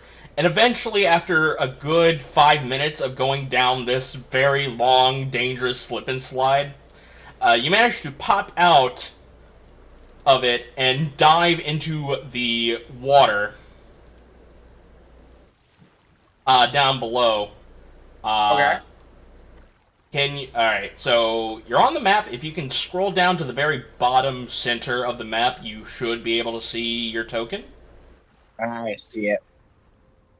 And for the sake of it, the dot right next to you, with the yellow dot, that is your, unless you don't have it out, that is your your moon touch longsword. Oh yeah. When I get down here, I absolutely pull out my moon touch longswords that I have away for light.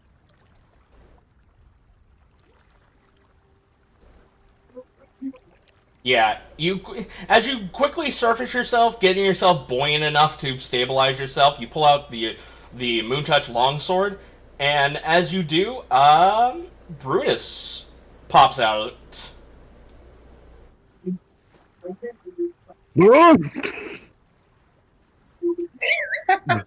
Wasn't that enjoyable? All right. Do you see Sips?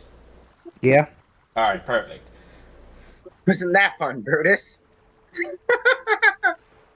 Yeah. Sip was kind of If laughing. it wasn't for the extreme amount of terror, maybe.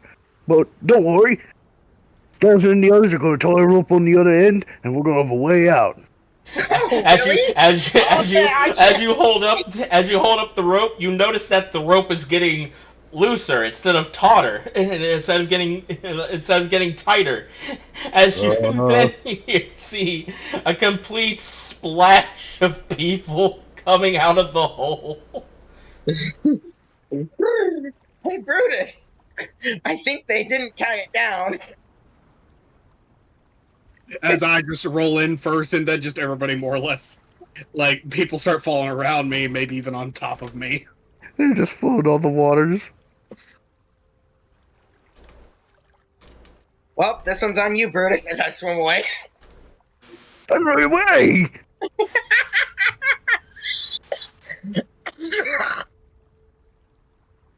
I just like to imagine that as I land in there, it's just a mix of like people landing around me or on top of me. Essentially, yeah. You just create a complete big fucking splash. I immediately start pulling on the rope, pull, like, Starzin out from the pile by the metal arm, and just go, so you told it yourself. Well, I'll put it like this. There really wasn't any place to tie it to, and the fact that you just dove right in out of without giving me any time to look for a place or even improvise an anchor.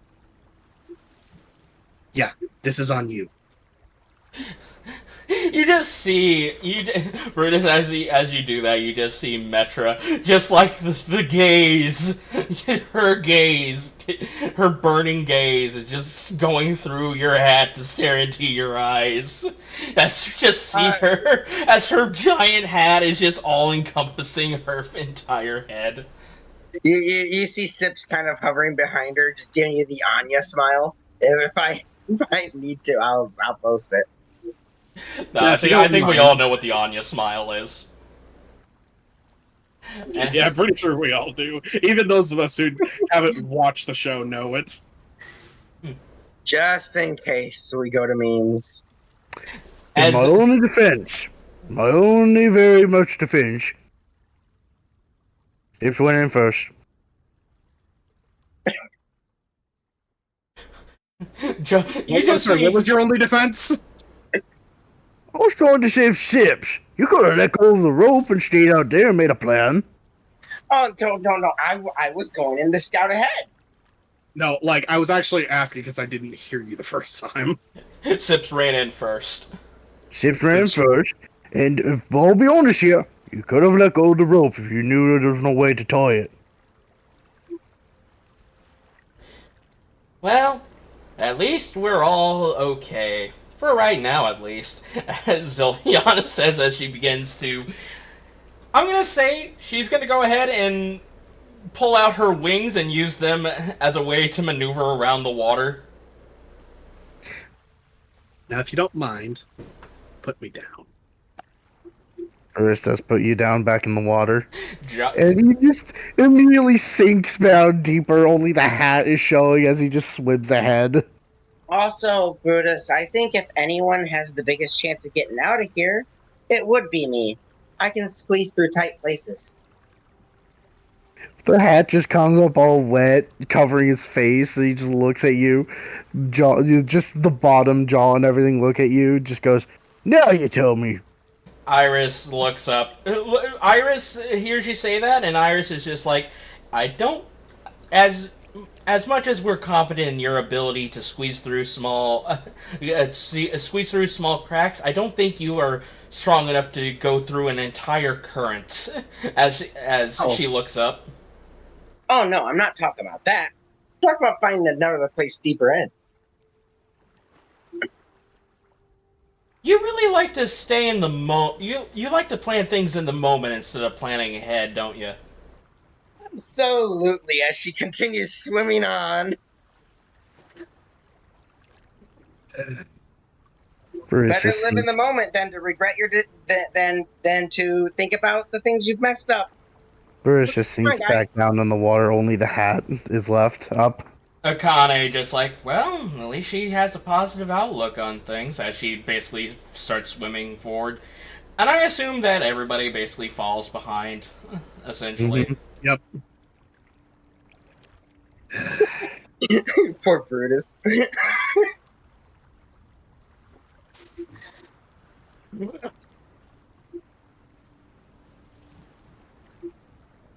Eventually, you guys make it a little bit further. As you surface, as you basically find the shore of this little pocket of water, you find yourselves within a cave that is dripping with lots of water. As you can hear the sounds of the waterfall coming from behind you continue to pour down. Be And, right back. well, hang on. As you guys surface and make your way onto solid land, this is where we'll end tonight's session. Oh, okay. We're ending it. Okay. Yeah, we are ending it. Okay. Give me just 1 minute. Okay. We'll vamp for you. Yeah. Okay. Yeah. I guess we can go ahead and start voting as we wait for Starzin to get back. Brutus, who do you vote for? Damn. Who do I vote for? I kind of want to vote for On, to be honest. All right, that's valid. Even though for a little bit I was here, she was doing very fun RPs and stuff, and on top of that was just also being like a captain and reassuring the crew and so forth, especially members that might have been a little bit more iffy on things. Hmm. I like that. All right. Sips, who do you vote for? I think that I vote for Brutus. For? Why? Because he had some pretty neat conversations from what I heard. And I like that he interacted with my character, so I'm a little bit, yeah, there. All right. Guess we're still waiting for Starzin. Mm-hmm. How did you guys enjoy this session so far? For what I was here, I enjoyed it. You I like- definitely like the whale hunt. I'm definitely happy you allow me to do the whale hunt. Yeah, it was something that you wanted to do, so I was like, yeah, might as well. Definitely See? all the viewers there who are like, like, the whales are lovely and stuff. Brutus just comes around, they're lovely to eat. They're lovely to eat. Okay. I'm back. So canon thinking. I think Creepah actually is a black unicorn. Changed my mind. Are we still recording? Yes, we are still Yep. recording. Who do you vote for, Starzin? Oh boy, that is a really good question. Because not a lot happened this session. Oh. Honestly, I think there was plenty that happened this session. From Brutus fighting the whale to the many conversations the three of you, or the four of you had with the many. Okay, let me crew rephrase members. that. Okay, let me rephrase that. There wasn't a whole lot that happened that we normally have happened. Yeah. I mean, it's okay. We kind of need like down the toilet. we need like a rest and unwind part. The tension's building up now with the whole cave and everything. Okay,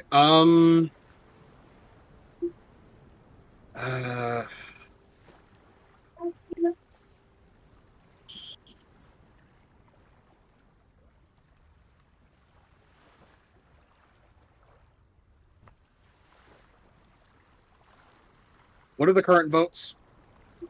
Brutus has one and Zilyana has one. Okay. I'm gonna give mine to Zill. Because really, I mean, for the bit that On was here, he stepped up for captain role today. So I've got to give it that. In terms of like actually checking on people and doing all that. Yeah, I agree with that. All right. Well, when On comes back, he is the lucky winner. Let's go, or is the MVP. Let's go ahead and get the lucky roll out of the way. All right, number 3. 1, 2, 3. Brutus, you are the lucky winner. Thank you. Yeah. Brutus, the person who deserves it the least. Honestly, I feel like Sips deserves it the least. No. I mean, I'm joking. Obviously, Sips absolutely deserves it the least. Like, honestly, my votes were actually between Zill and Brutus. If I'm being honest. Yeah. How dare you say I deserve the least? I am funny. Name one time this session you made me laugh. You're a unicorn, but instead of spreading cheer, you spread gloom. I did not laugh at that, and you are terrible at jokes. Okay. Good, because I'm laughing at it. At least somebody has to laugh.